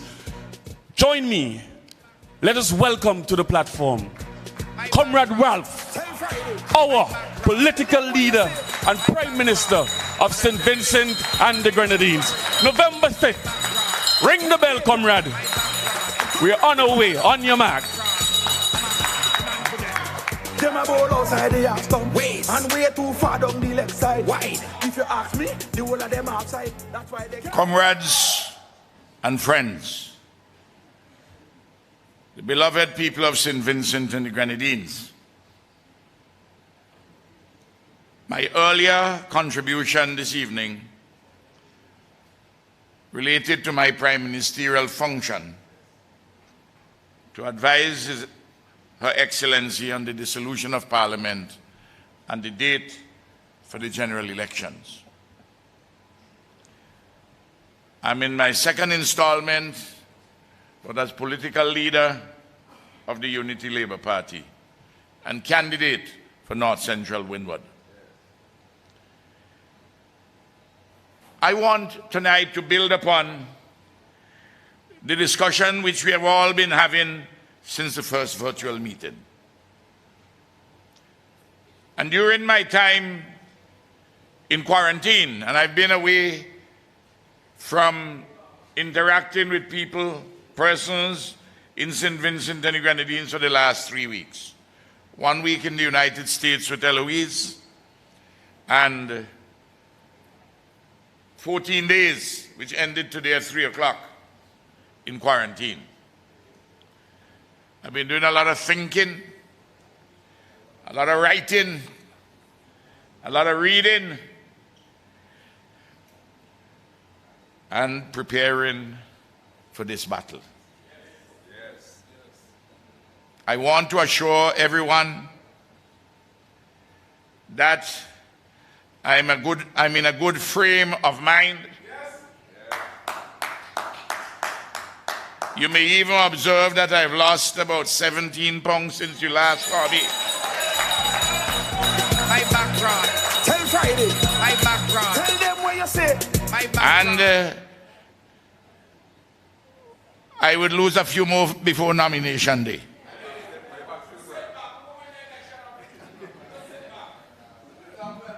But however much I reduce, I want to tell them my back's still broad. My back broad. Tell Friday. My back broad. Tell them what you say. My back I'm an ancient warrior. I'm an ancient warrior. My back and you can lick me up. Tell Major. My back broad. You can knock me down. My back broad. I get up back. I'm a hard man for them. I'm a hard man for them. I'm a hard man for them. It doesn't matter what they bring during this campaign. The people of St. Vincent and the Grenadines will make their decisions on the basis of what we have achieved, what we are doing, and the plans that we have.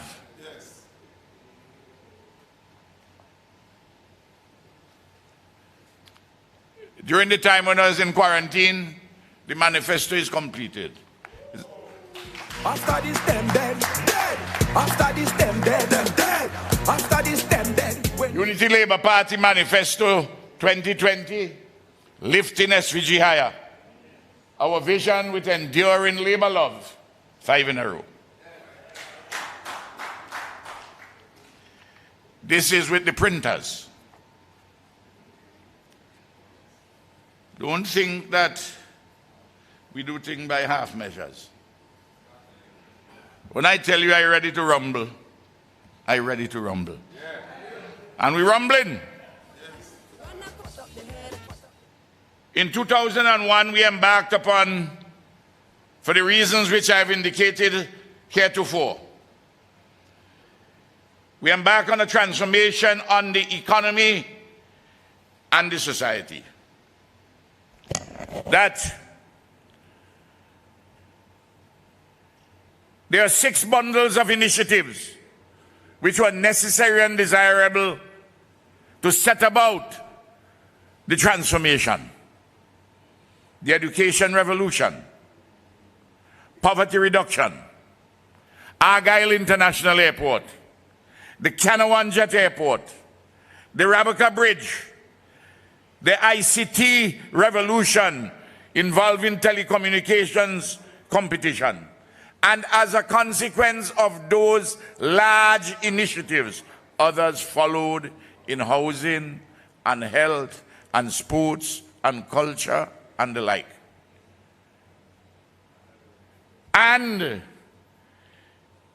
in setting this transformation along the way, we have been able to increase the number of persons employed significantly, and we have increased the wealth of this country. Between 2001 and 2012, the 2 censuses, though the population went up by just over 900, the number of persons actually employed increased by nearly 6,000. I'm not talking percentage here, you know. I'm talking real flesh and blood people. And when you look at the statistics at the NIS as to the number of persons who pay NIS, workers, at the end of 2000 compared to the end of 2019, over 12,000 persons more. These are real flesh and blood people. In that period, we reduced poverty, and more particularly indigence, from 26% of the population to 3% of the population. We reduced undernourishment from 22% to under 5%. Sabi and I went to Rome on 2 occasions to receive awards from the Food and Agricultural Organization because of what we did in reducing poverty and undernourishment. These are facts. Recognized the world over. We set about an education revolution for which this country is well known. You know, I have in my hand here, and you know the history. I'll give you some things current. I have in my hand here a list sent to me while I'm in quarantine of the 394 tuition scholarships granted by this government this year. I'm impressed every day of my life. I'm impressed. I want to repeat that. 394. This has nothing to do with the over 20 scholarships with the Taiwanese. And by the way, is this man here who negotiated the scholarships in 2004 with Taiwan. This has nothing to do with the 50 national scholarships, national exhibitions, and the bursaries on the basis of last year CAPE examinations. And when we do like that this year, once the students meet the mark, whether it's 50, Whether it's 60, whether it's 100, the comrade will find the money for poor people, children to go to university. The revolution in education shows you building a new foundation. So let me applaud you hearing me? For a job well done here in this country. This has nothing to do with the scholarships to Russia, to Cuba, the OAS scholarships, the Commonwealth scholarships. It doesn't have anything to do with all of those. It doesn't have to do with the economic costs for all the students at UWI. Those whom we help doing law, medicine. It is a remarkable story.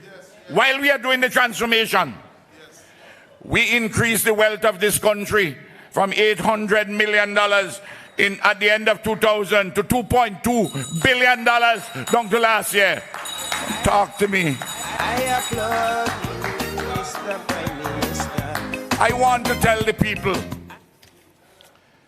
some universities where these young people go into is unbelievable. I'm going to leave out UWI Mona in Jamaica, St. Augustine, Trinidad, Tayville, Barbados, and our local campus. I'm going to leave those 4 out. I checked the other schools. There are 58 other universities.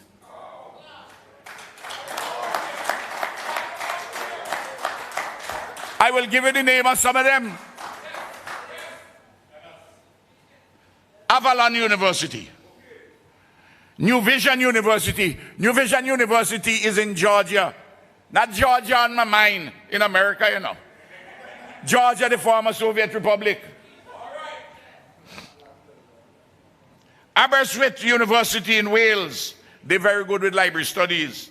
Ashworth College, Ave Maria University, Caldwell University, Cardiff University, Concordia University, Edinburgh Napier University, Embry-Riddle Aeronautical University, one of the best aeronautical schools in the world, Heriot-Watt University, London Metropolitan University, Maastricht University in Holland, Martin Methodist College, that's where some athletes go. Mercy College, Nova Scotia Inter-University, Ranger College, Texas. Rochester Institute of Technology in the United States. Salem University. Swiss Management Center University. Texas Technical University. Texila American University. Look, as you know, the 7 persons whom we support in doing the program there in public health. Public health deal with dengue and deal with COVID, you know. They're doing their degrees in public health at Texila American University. City Law School, University of London. UNICAF University, University of Kuala Lumpur in Malaysia. University of International Cooperation, University of Alberta in Canada, Bedfordshire in England, Buffalo in the United States, Essex in Britain, Greenwich in Britain, Leicester in Britain, London in Britain, Maine in the United States, Nottingham in England, University of the People in Russia, University of the Science, University of Toronto, University of West London, Walden University. I ain't talking about all those rest in the Caribbean, you know, like UTech and University of the Southern Caribbean. You ever hear a thing like that since you're born?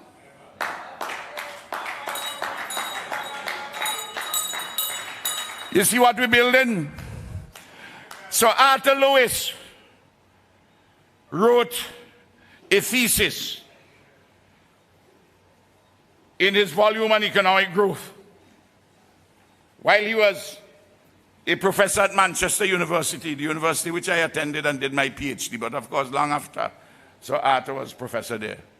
So Arthur Lewis, a St. Lucian, once head of the University of the West Indies and head of the Caribbean Development Bank, esteemed professor at Princeton University, a Nobel Prize winner in economics. So Arthur once wrote about development with unlimited supplies of labor, a thesis which helped to guide development in the early post-war years in the Caribbean and elsewhere. He was advisor to Kwame Nkrumah in Ghana. The thesis of unlimited supplies of labor. Now, through our education revolution and the changes and the transformation, we are talking in St. Vincent and the Grenadines for the new world. This period in this 21st century, we are talking about not just unlimited supplies of labor, unlimited supplies of knowledge. Yes. Knowledge. When I see the education revolution, this is my government, international airport more than a plan. This is my government, healthcare improvement. We set about to build a modern, competitive, many-sided post-colonial economy which is at once national, regional, and global. Our economic approach is tripartite: the private sector, the cooperative sector, and the state. Our central desirable economic outcomes are the ones involving jobs, creating wealth, monetary and financial stability, and the like. We have listed them already. I don't want to traverse that territory tonight in detail. But in building this ongoing economic transformation, which brings about social transformation, when you look in this manifesto, you will find items, specific proposals, dealing with 10 different types of economies. The green economy, which involves, among other things, renewable energy, solar, geothermal. Involves the blue economy, the marine resources of the sea, and the beaches used for tourism is part of the blue economy. The smart economy, which is about technology and knowledge. The competitive, many-sided economy, ties everything together. You have to compete in order to be able to sell in this modern world. Nothing, no set of colonial protections. A resilient economy, making sure that we address climate change. Making sure that we don't base our economy on a lotto called selling passports and selling citizenship. An inclusive economy for everybody to benefit. A moral economy. You know, there's a professor named Professor Samuel Bowles. In 2016, he wrote a book called The Moral Economy: Why Good Incentives Are No Substitute for Good Citizens. The idea he's saying is, okay, you have your capitalism, but you must build trust among yourself and the workers, and yourself and the customers. Don't be too concerned about good incentives. You will get the good incentives, but you also have to be a good employer. You have a good relationship with your customer. That's why Sir Louis, in the last parliament, piloted the path-breaking piece of legislation on consumer protection. Then you have to have a nimble economy. Nimble. You have to move in different areas, in different things. It's part of the many-sided nature, part of the green and blue economy. You do traditional stuff, but you have to do them better, and other things you have to do. In accordance with what is available for you to do and the market you see. You know, if you read another Nobel Prize winner book, Joseph Stiglitz, known as called People, Power and Profits, Progressive Capitalism for an Age of Discontent. He writes as to how, though he's writing from the perspective of the United States and larger economies, he's talking about developing countries too. And we have to adopt and adapt in the case of small island developing states. That is why we build something called social democracy. Because at the essence of social democracy is the partnership between the private sector, the cooperative sector, and the state. Not in an ideological way, but building it in a manner to deliver benefits for people, create jobs and create wealth, create progress and prosperity. And then the economy has to be sound, including fiscal and monetary stability. And our economy must be not just national, but regional and international. If you want to see how we are performing today compared to some other countries, when you really have a crisis like COVID-19, this pandemic, upended the entire global economy, set in train a depression, an economic depression, not just a recession, a depression across the world.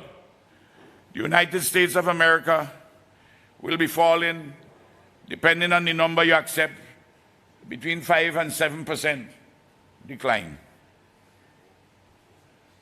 Other countries, bigger numbers. What about the Eastern Caribbean Currency Union? Well, you know, last week when I was in quarantine, I got the numbers from the currency union. The whole of the currency union, as a consequence of COVID, in terms of economic growth, is minus 15.4%. The currency union consists of Anguilla, Antigua and Barbuda, Dominica, Grenada, Montserrat, St. Kitts and Nevis, St. Lucia and St. Vincent and the Grenadines. I want to read for you the decline in each of these countries' economies. And remember that St. Vincent and the Grenadines, we don't sell passports. I want to read these numbers for you. Anguilla, minus 25.5%. Antigua and Barbuda, minus 17.8%. Dominica, minus 8.7%. Grenada, minus 16.4%. Montserrat, minus 4%. Well, Montserrat is the size. Montserrat ain't as big as North Central. There ain't as many people as North Central. St. Kitts Nevis, minus 16.1%. St. Lucia, minus 25%. St. Vincent and the Grenadines, the central bank estimates that for this year, based on the numbers up to August, that we will decline by minus 5.3%.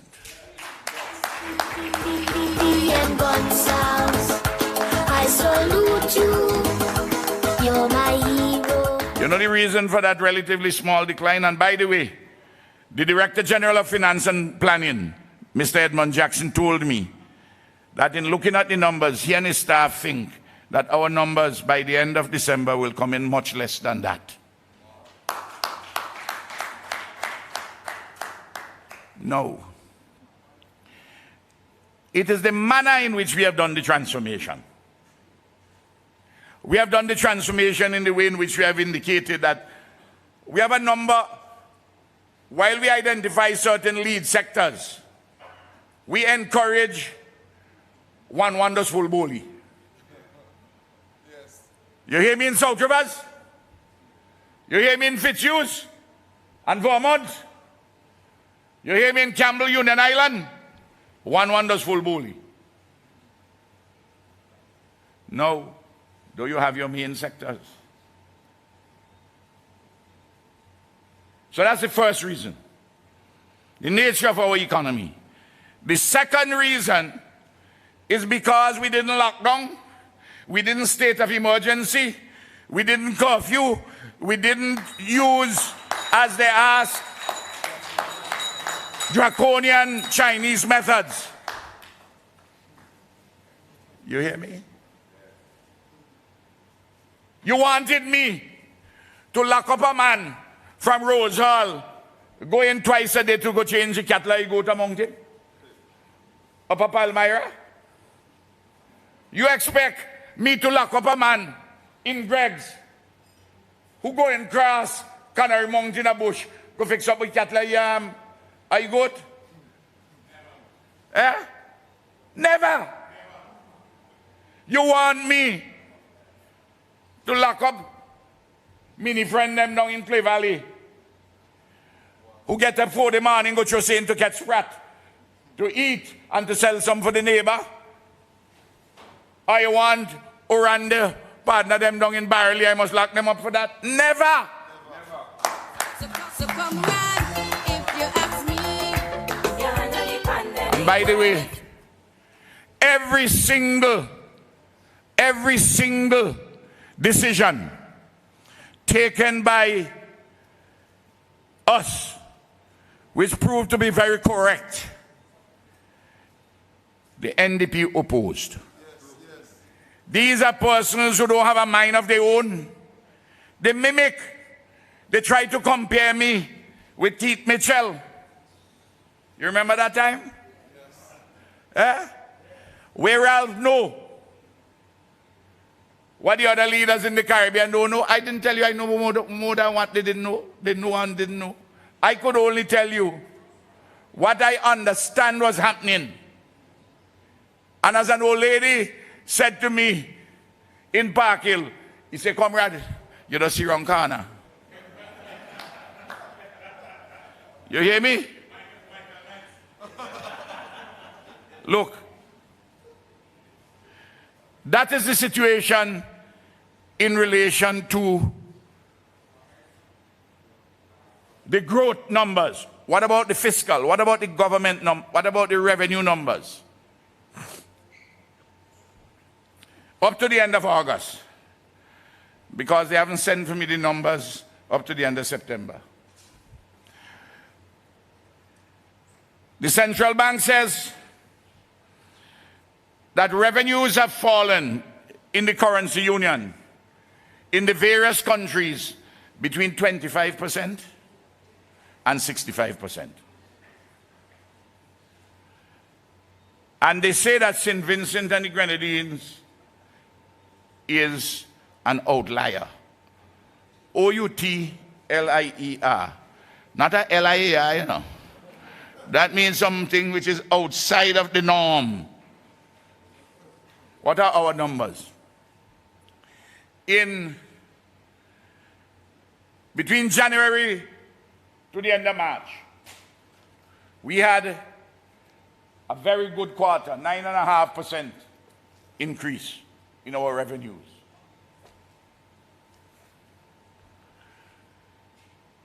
In April, almost even Steven compared, just about $1 million down, $1 million down, compared to April last year. May, we went down by 20%. June, we went down by 8%. July, we were even Steven again. But in August, there's a very interesting rebound. And what's the situation between the 1st of January and August the 31st? Total revenue and grants went up by 3.4%. Current revenue went up by 1%, 1.1%. Not 25% in the whole, you know. Not 30 and 40% in the whole. Up 1.1%. It moved from 374 million to 378 million. We spent 16% more for the current expenditure to keep things going, all those things which we put in for COVID, we went up there by 5% compared to last year at the same time. But capital spending, we went up by 136%. That's where the jobs. They say is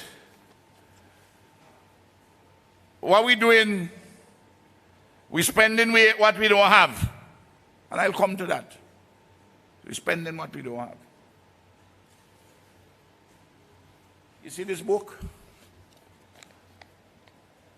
St. Vincent and the Grenadines estimates of revenue and expenditure for the year 2020 with projections for 2021 and 2022. Well, I know it's available to Friday and Cummins and Leacock and the others. Whether they read and study it, I don't know.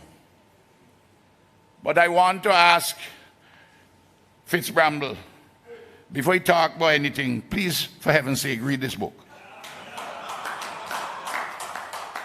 Because Luke know it back to front. No. Things which we are doing are inside of here.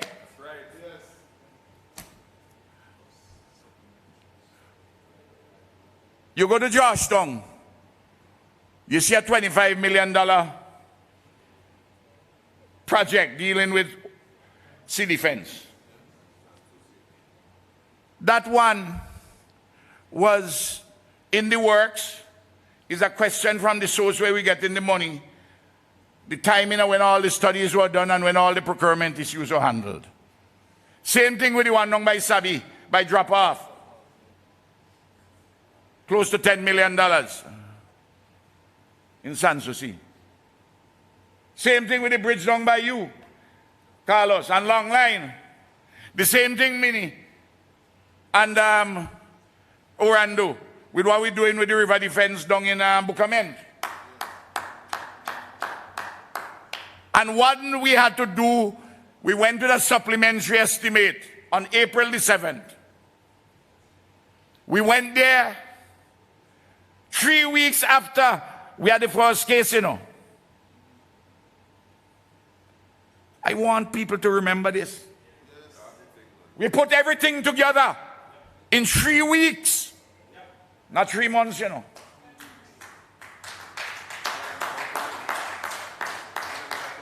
And we said some of the priorities which we had in the estimates, we shift them. And we put some of the money elsewhere. And put the salvation package together. Yes, yes. The reason why we holding the thing is because of the salvation package, you know. You know, over 25,000 people in this country benefited, and they are benefiting from the COVID expenditure, you know. Right now my country making progress, which means the leader is very Is $80-something million.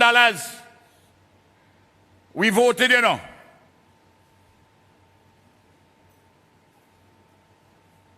You hear that money? But they say that is because of politics. Wait. Ralph is a magician. I know COVID coming. COVID sent me a satellite message and say, boy, Ralph, put the thing together. I come in. Keep the fire burning. If the COVID used to communicate through satellite, Trump wouldn't have it. Because his communication director gave him, and she in charge of satellites. Unfortunately, COVID don't know that Trump is the leader of the free world.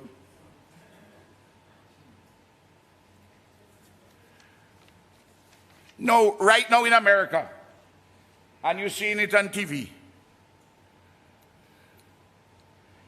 You're hearing it on TV.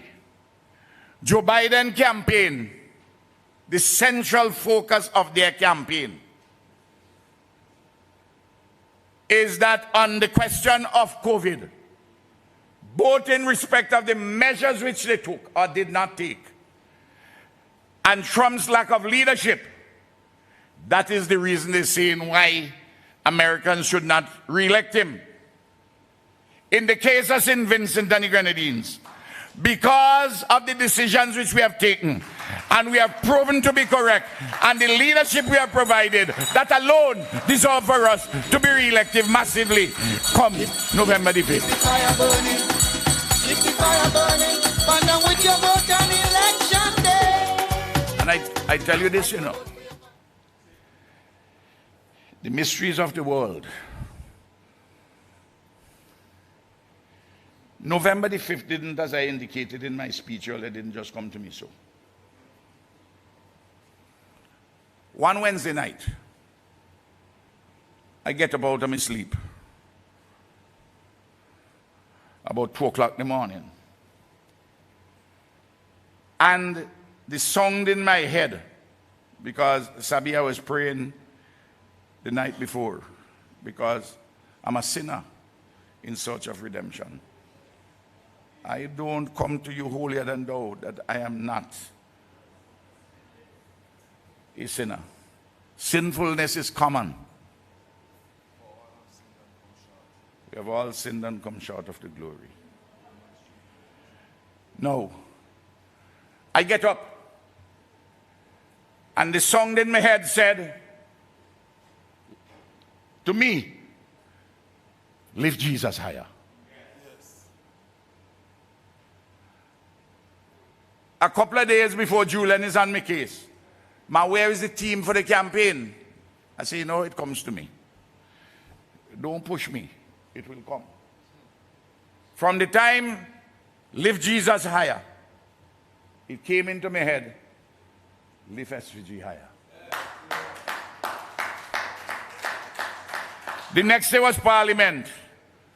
I told Julian, I told Sir Louis. Julian go and told Minnie. And Minnie said, lift Jesus higher. Lift SVG higher. NDP after this list, you must retire. And I prayed for guidance on the election. And you know what happened is this. The 5th of November is 2 days after the American elections. And in the American election, you know, everybody watching TV in St. Vincent and the Grenadines. They're watching Fox, they're watching CNN, they're watching MSNBC. That is why everybody could tell you, for about 4 days, the American television networks ain't talking nothing but Trump and his positive for COVID. Everybody forget dengue here, they talk about Trump. They forget poverty in Haiti and deteriorating human rights. The world forget what is happening in Syria, what is happening in Yemen, in India, in Somalia, in the Sahel, in Azerbaijan and Armenia. They're forgetting all of that. All that they were talking about is Trump and his positive COVID test. Well, their election is on Tuesday the 3rd. We have an interest in a high turnout. The ULP has an interest in a high turnout because once our people turn out, our labor people and the young people, we're bound to win the election big.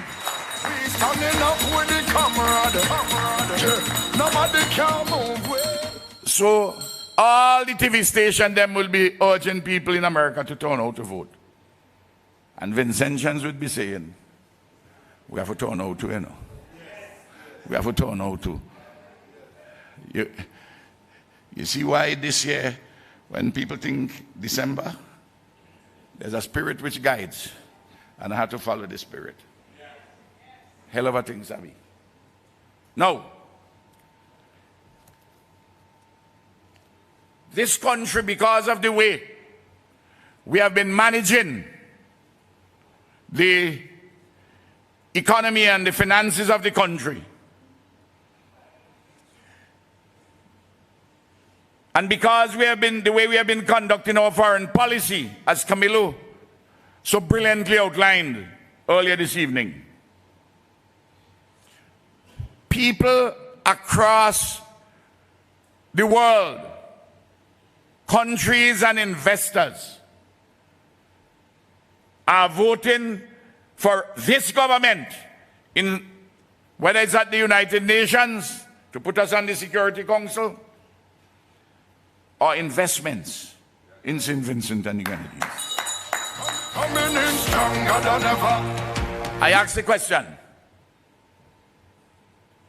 if 185 nations representing 7 billion people say they want a ULP-led St. Vincent and the Grenadines in the Security Council, you going to say no? That's right.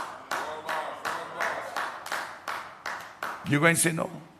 Wait, you want to tell me we going to shame ourselves by voting Friday and the NDP, and by extension the internet crazies, where they're saying they're replacing a king with a king? They will get rid of Randa King if they win. I don't know whether it's Adriana King or whether it's Luzette or there's some other king waiting in the wings. I don't know.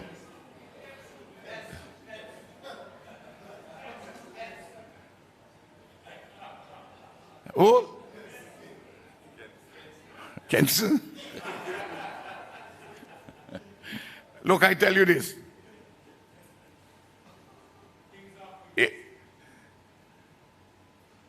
Somebody once asked Adriana, when she applied for some big job, what she brings to the table. She said she brings brandy, Adriana. She's a brand. So a king for a king. You see, I don't trouble people unless they trouble me, you know. Don't trouble me. Don't trouble me. No. You will allow them to sit on the Security Council, no. NDP, never. From January the 1st next year, no. To the end of December next year. No. The people all over the world will find out what happened to St. Vincent and the Grenadines. Shame on us. Right now, look at people who vote in with their dollars, with real investments for St. Vincent and the Grenadines. Butch Stewart, $100 million US for Sandals Beaches. Royal Mill, over 60 million US. Black Sands, the Romano Group, Pace. That's a Canadian, American, Jamaican investors. Then there's an Italian investor adding more money in Canawan with the hotel name Soho House. And then the Taiwanese voting with the money by lending us $50 million to build Marriott. And something happened just over a week ago. I want to bring it to your attention. What's the story? We, every 3 months, we go on the regional securities, government securities market, organized through the central bank. And the regional government securities market, we put what you call government paper. In the old days, it used to be the treasury bills issued out of Kingston. Short-term money. We were rolling over some money and going for $28 million. And we went in, say, okay, $28 million at about 4%. There's a bid. Carlos, the morning everybody at the regional government securities market got a shock. We got the 28, and we had to refuse $13.5 million. Our number was oversubscribed. And because of that, we got interest rate at 1.9%. You hear me? There are other countries which sell passports. Can't get their subscription. And they had to go and borrow otherwise. You hearing me? You hear me? If I were talking a spiritual Baptist church, I'd ask you, say amen. You know? Or Johnny Jones up Chester would say hello. Is that a remarkable story? No. We have a contingency fund which we set up. The NDP opposed it, even though it is inside of the Constitution. And we set up the contingency fund because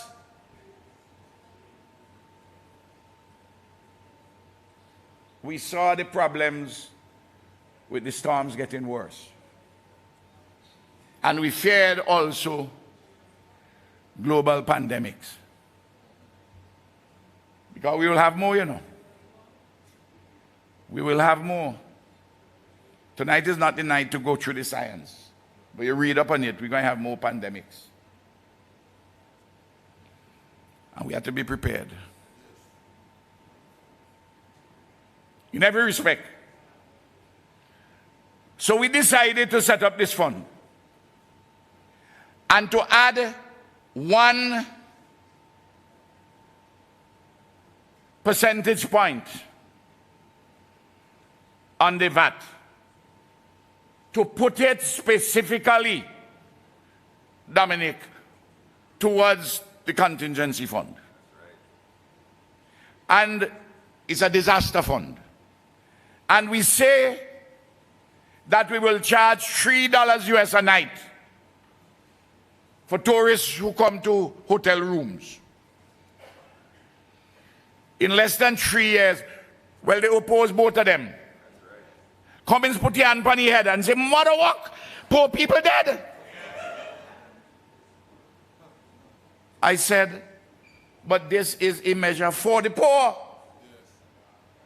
Because when a disaster comes, or when a pandemic strikes, we have to give the poor help. The size of a man is the size of his mind. The size of his brain, that's the height of his aim. In nearly 3 years, by January this year, we had nearly $33 million in it, in the contingency fund. We take 10 million out to help with COVID expenses. And through the work of Camilo and Edmund Jackson with the World Bank, we got $40 million US to borrow. But it's a loan where we don't have to pay no interest. And it's 45 years to pay back the money. So we told them we will take 20 million US, that's 54 million EC, to spend now on things with COVID from now going into the new year. But the other 20, we don't want it yet. Put it aside in a special account. The short form of it is called CATDDO, Catastrophe Deferred Drawdown Option. Catastrophe deferred drawdown option. So if under the NEMO Act, which we passed, or under the amendment to the Public Health Act, which we passed on April the 7th, whether we declare a national emergency under the NEMO Act, not a state of emergency, a national emergency, or a public health emergency under the amended Health Act, they will immediately transfer the $54 million, the 20 million US, to our account at the central bank and be available for us to spend. So right now, as I talk to you, and we add on a little bit more on the contingency fund through the 1%, the 1 percentage point, we have now close to $25 million when you take out the 10 million. We have about 25 there. And 54 under the CAT DDO from the World Bank.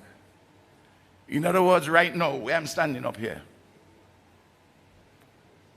we got $79 million put aside.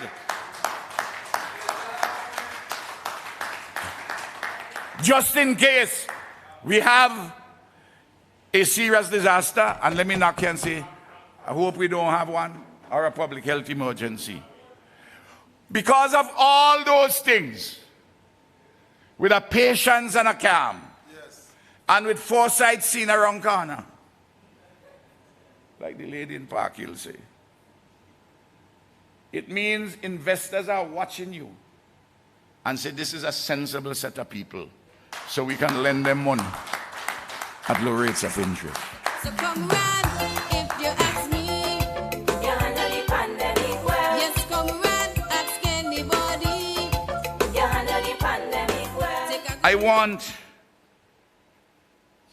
to do something. I have a lot of things here, you know. I can't talk with all of them, so don't get worried tonight. No, man, this ain't the whole library. I have here, I pick up, I don't write my Independence Day address, you know, it's here. I don't write it, you know, it's here. You hear me? So I don't have to bother with that. You hear me? You hear me telling you about? I don't have to bother with that. I tell you, are you ready to rumble?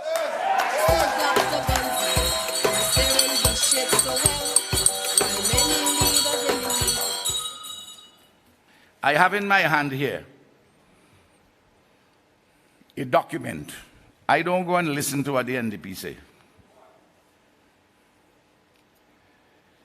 This is they had a virtual meeting down in Union Island on the 3rd of October. They had a viewing audience of about 489 persons. About 489 persons. The meeting concluded at 10:24 p.m. But I usually get somebody to transcribe what they say. One of the worst things about my work, and when I leave it, I'll be happy not to do, is to read the foolishness they talk. But I chose one to comment about tonight. Let us deal with Bramble.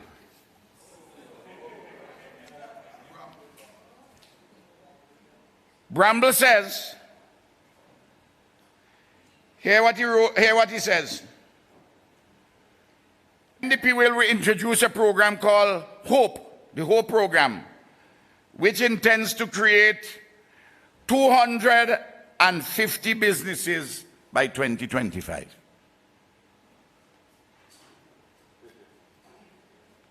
$250 businesses. He doesn't say how many businesses, what types of businesses, sorry. He doesn't say that. He doesn't say What is the extent and in what area? The same old talk now. 250 businesses. By the way, well, imagine thieving something from Jamaica Labour Party. Anyway, they're birds of a feather, they flock together.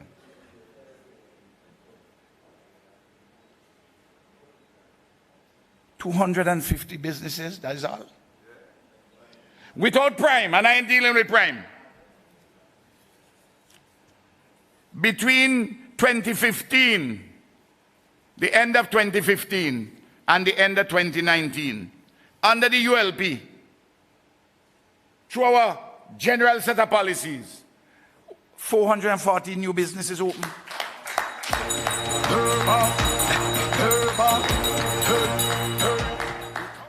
So, Bramble, you want to do 250 in 5 years, on the average of 50 a year. When in 4 years, without prime, we already do 110 a year. Now, if you want to find out,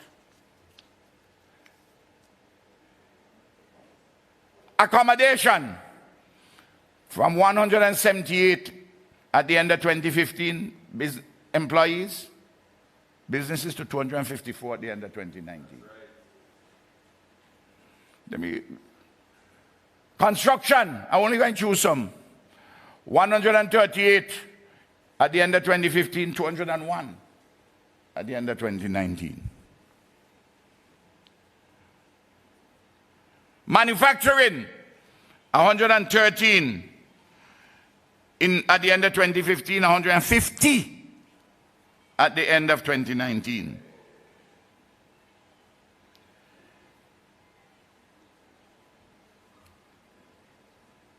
Other service activities, 86 to 108.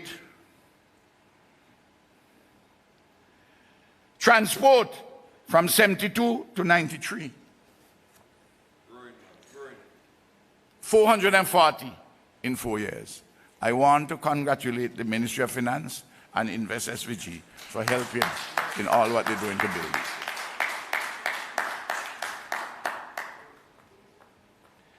Well, that is one part with Bramble. The other part is the reduction of VAT. Friday talked about it, but he didn't talk about it in that speech. Bramble did. Well, they have different numbers. Sometimes they say they're reducing it from 16 to 12, sometimes to 10. Forget the 1%. Let me say from 50, the 1 percentage point for the contingency fund. From 15 to 10. Well, from 15 to 10, you're reducing it by 1/3. That's the math. But all I would want Bramble to do on Friday, because it doesn't seem to me, even when Friday, when they read it, they don't read the revenue side. They read the spending side. We collect approximately $600 million a year. 585 currently. Round it off, I'm using wrong numbers for tonight. 600 million for tax revenue. $90-something million we collect at the customs, international trade, transactions for VAT. And inland revenue collects $90-something million for trade in goods and services in the domestic economy. But let me put those also at 100. So you're talking about $200 million out of 600. 1/3 out of 600 is what, 67? Huh? 1/3, sorry, out of the 200 is 67. The 200 is the VAT. Yeah, I go drink some water. After this, them dead, dead. After this, them dead, them dead. After this, them dead. When the bell ring, the whole of them dead, dead. After this, No. them dead.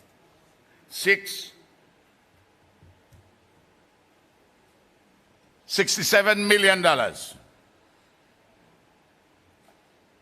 That is a big hole. That is more than 10% of your revenue, of your tax revenue. 11% plus. You want to tell me they're so reckless? When you ask them to do that, how are you going to do that? They say they're going to do it by selling passports. How much from passports? We don't know, but we're selling passports. I tell you, given the fact, forgetting the issue of the principle we have against it, that you're selling the sacraments of nationhood, the passport and your citizenship, is an unsustainable activity. So I want you to hear me well as a man of great experience. If you take $67 million in revenue, tax revenue, out of the collection, the public servants can't get paid.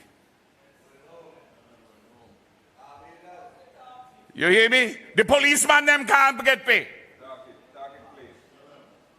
The doctors and nurses can't get paid. You hear me?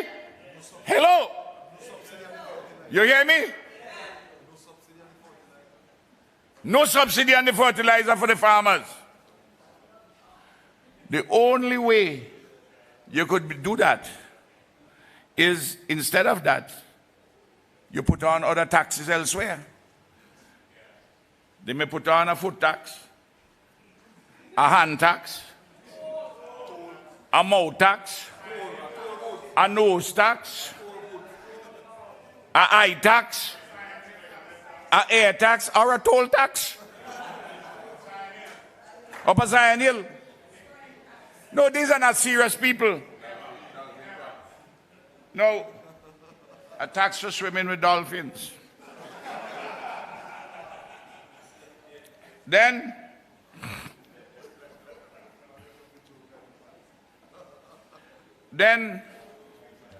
here, I want to make two quotations from Sinclair Lecoq, my friend. Dominic, he's my friend, but you're going to lose. Because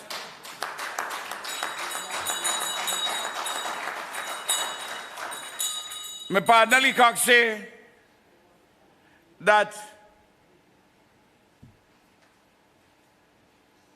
he doesn't intend at 70 years of age to serve in the opposition anymore. He says so unless the NDP win the election, I'm not serving in the opposition.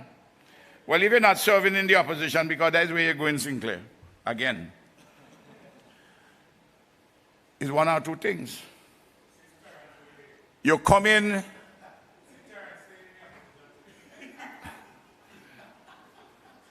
what happened? You're going to come to the government? But that's not your decision alone. I go have to say, yes, come. I have a song to send the NDP mad. Tell them Labour honey me blood. I'm just dealing with the logic of it. Or secondly, you're going to resign. Since you don't say you ain't serving in the opposition. Well, I ask the people of Central Kingston. You have a good man, Dominic, in a good party. Forget all this drama about a by-election, because Sinclair would resign if he win, because NDP ain't forming government. So may as well, from the beginning, cut out all the drama. Cut out major drama. And vote Dominic in Central Kingston. NDP dead. I believe that some pressure is getting to him, because he had another statement there. He's talking about audit and accountability. Something about the Audit Act. I'm one of the authors of the Audit Act. I don't know what happened to Sinclair. But he said this. Let me say 1, 2, 3 times and explain properly so that you understand it. And it would get in the thick head and skull of Ralph Everard Gonzalez. I have a thick head and skull. But when Sinclair was in a sober moment, not so long ago, he said, well, all you must underrate Ralph, you know. The man's a towering intellectual, respected throughout the Caribbean. But in Union Island, I'm a man with a thick head and skull. You see, I read these things to see the condition of my own head. Sinclair would only say that because you're under pressure. You're under pressure. Because the last thing you will say about Ralph is that I have a thick head and skull. Now, Patel Matthews, whose name in this election, Matthews rhyme with lose. Keep the fire burning, keep the fire burning, burn down with your vote on election day. He said, so they have been deliberately fooling people. But I have news for them, is that their reign in terror ends this year. Their reign of terror from the ULP will end this year. Is there reign of terror in this country? You read Patel's speech. It's a speech of a comedian. Oh, well. And then this one from Friday. Boy, this is a fella who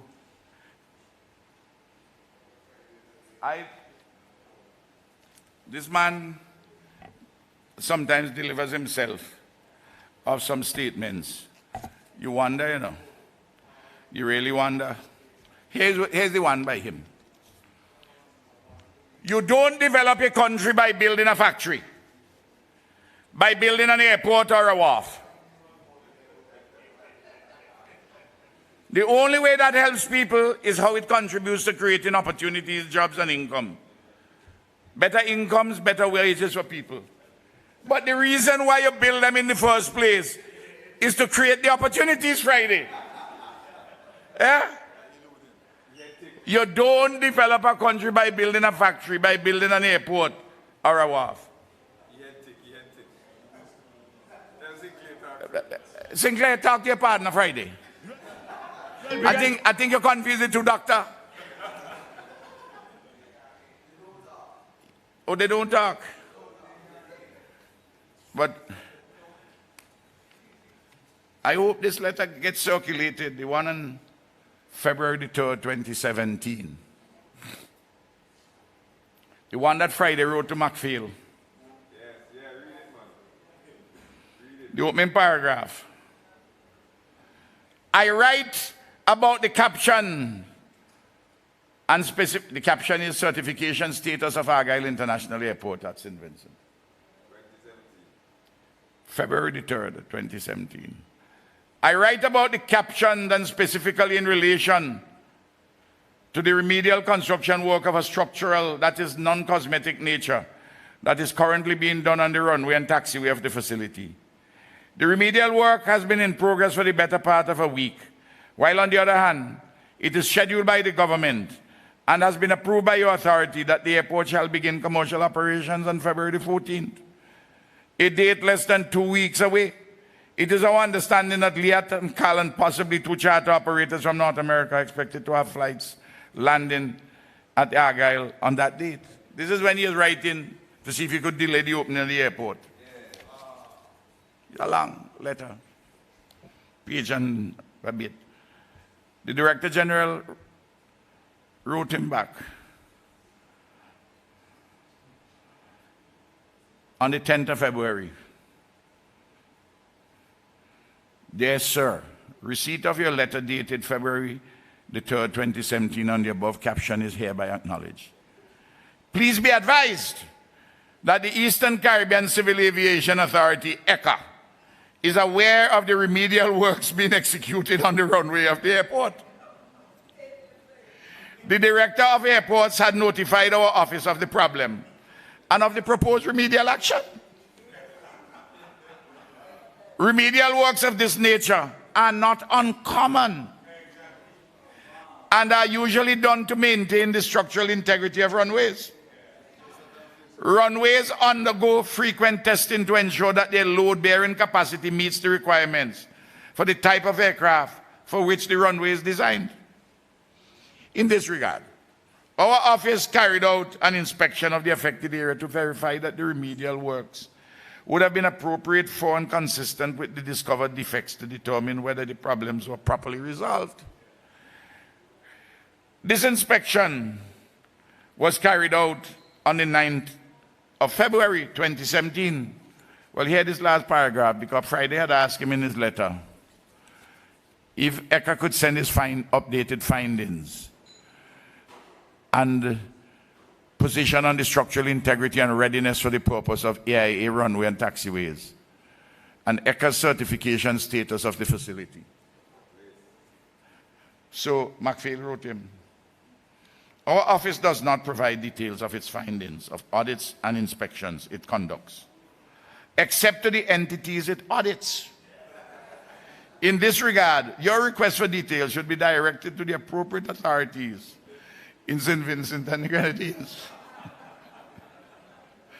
Should further information be required, please contact the undersigned.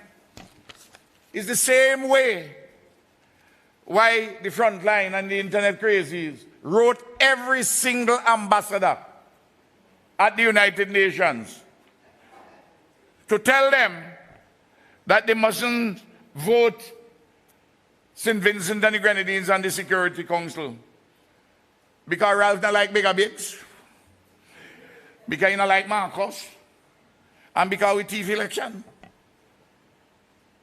Imagine that. But on that issue of elections, they still continue to talk about stealing elections.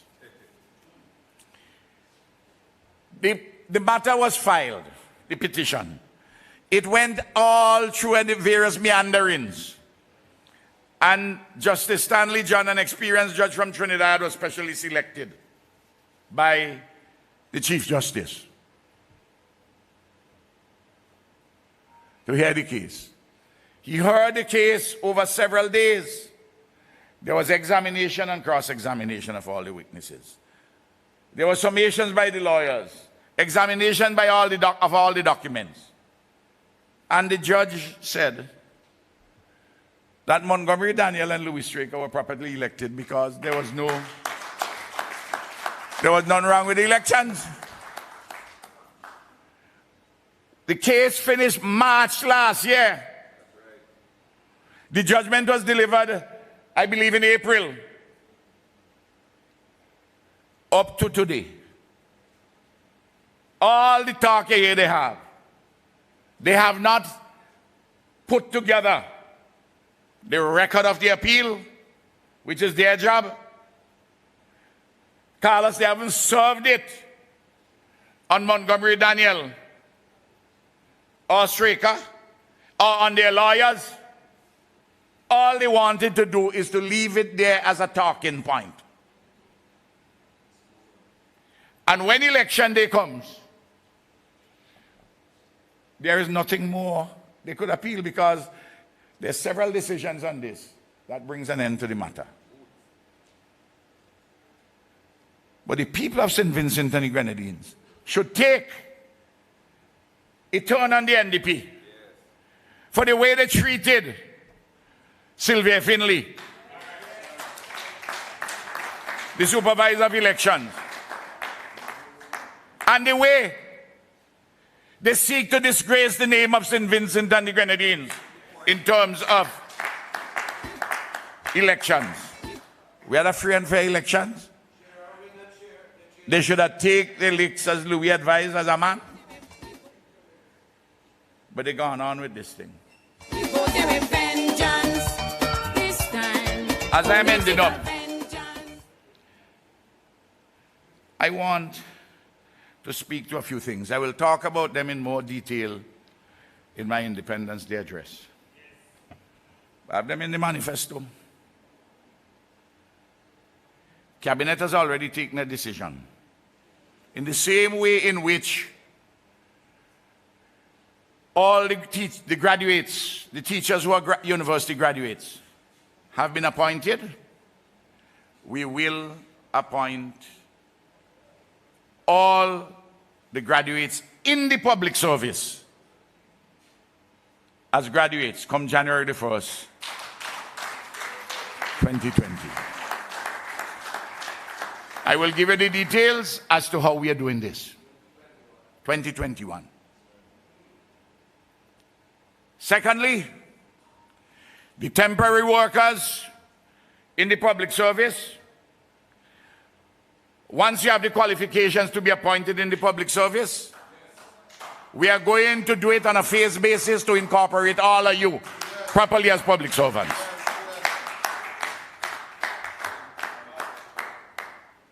The nursing assistants,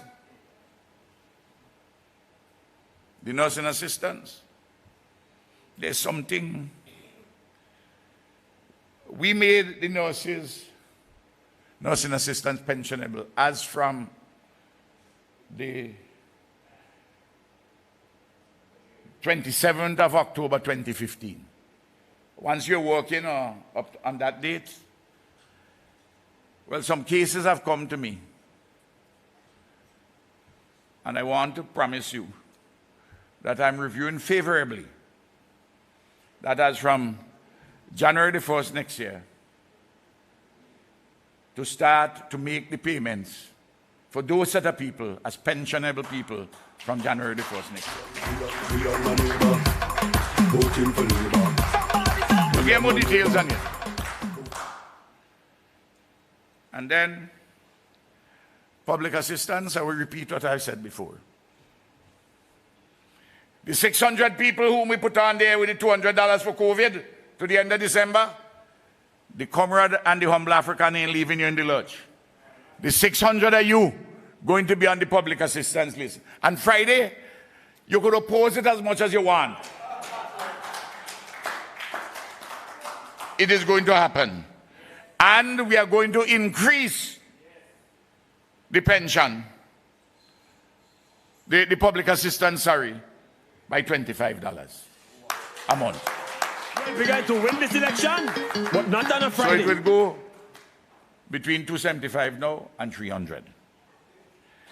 And the students, I've already informed Stuart Haynes at the student loans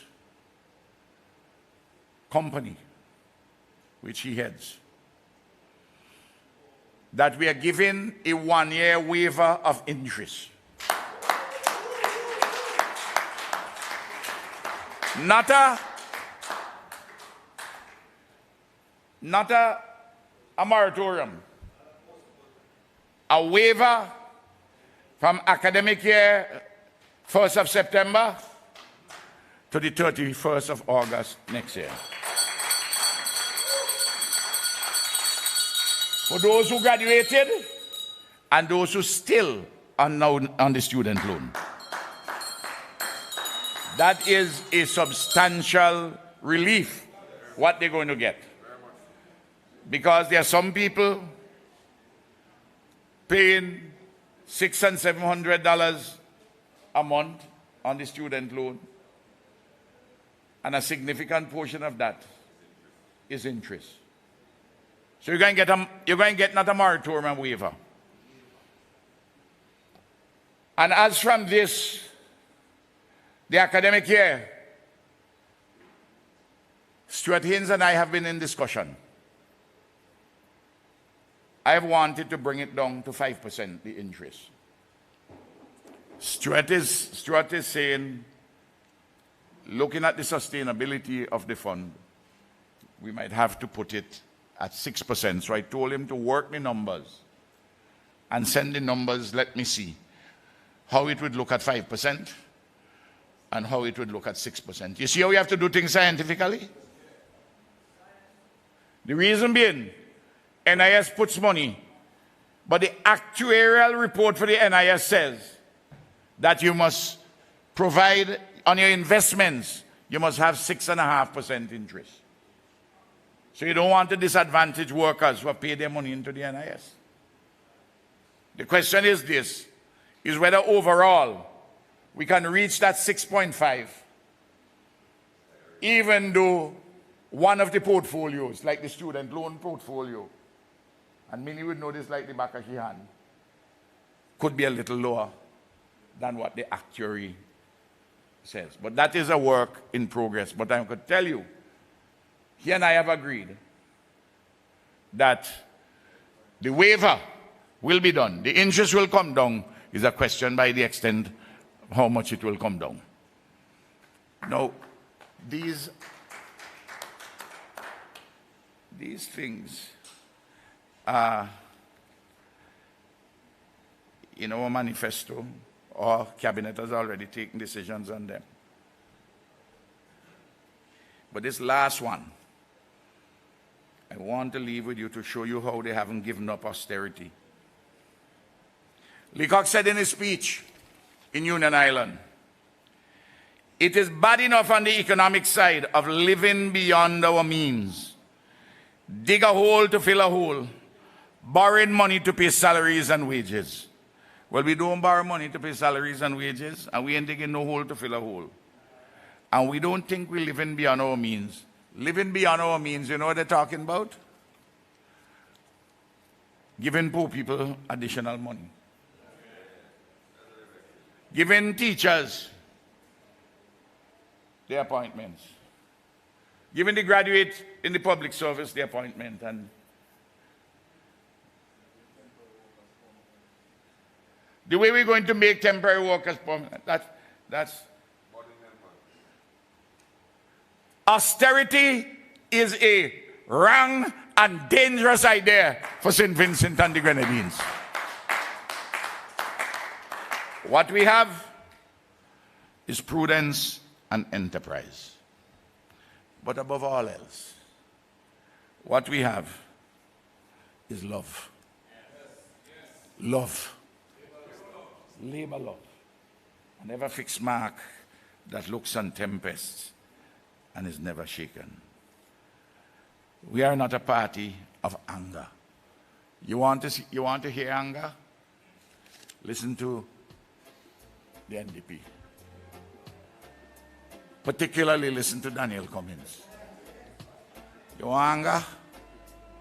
You want venom and vitriol? Listen to the NDP. Listen what is happening with them on social media. Today, when we came out from quarantine, when I came out, and the party decided that we will drive around town. Well, what happened must have shocked them. People turning out, coming out from their shops, their places of work, shouting at you, to you, 5 in a row and raising their hand.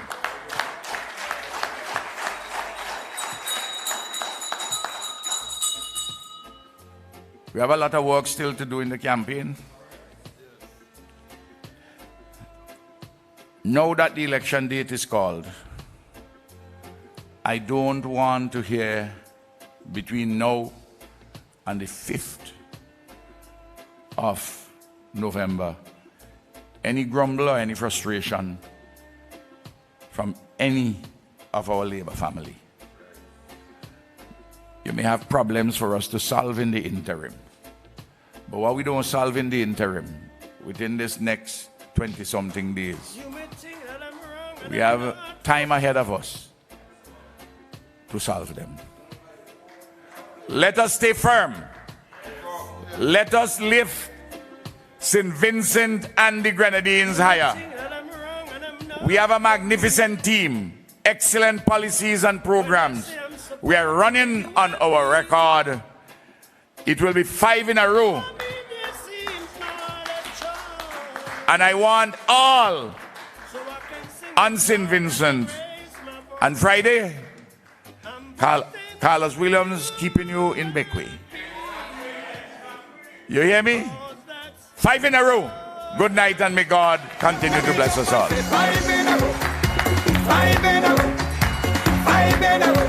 They want to know how people have come and so 5 in a row. 5 in a row. 5 in a row. Whoa!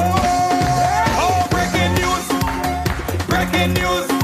Vincent Chan said the NDP they're going to refuse. Oh, breaking news. Hey, breaking news. Say Carlos going to put some licks on Patel Matthew. Ring the bell, let we send them home. Comrade, ring the bell, let we send them home. Oh, ring the bell. Well, comrades, you have heard from our esteemed Prime Minister and political leader.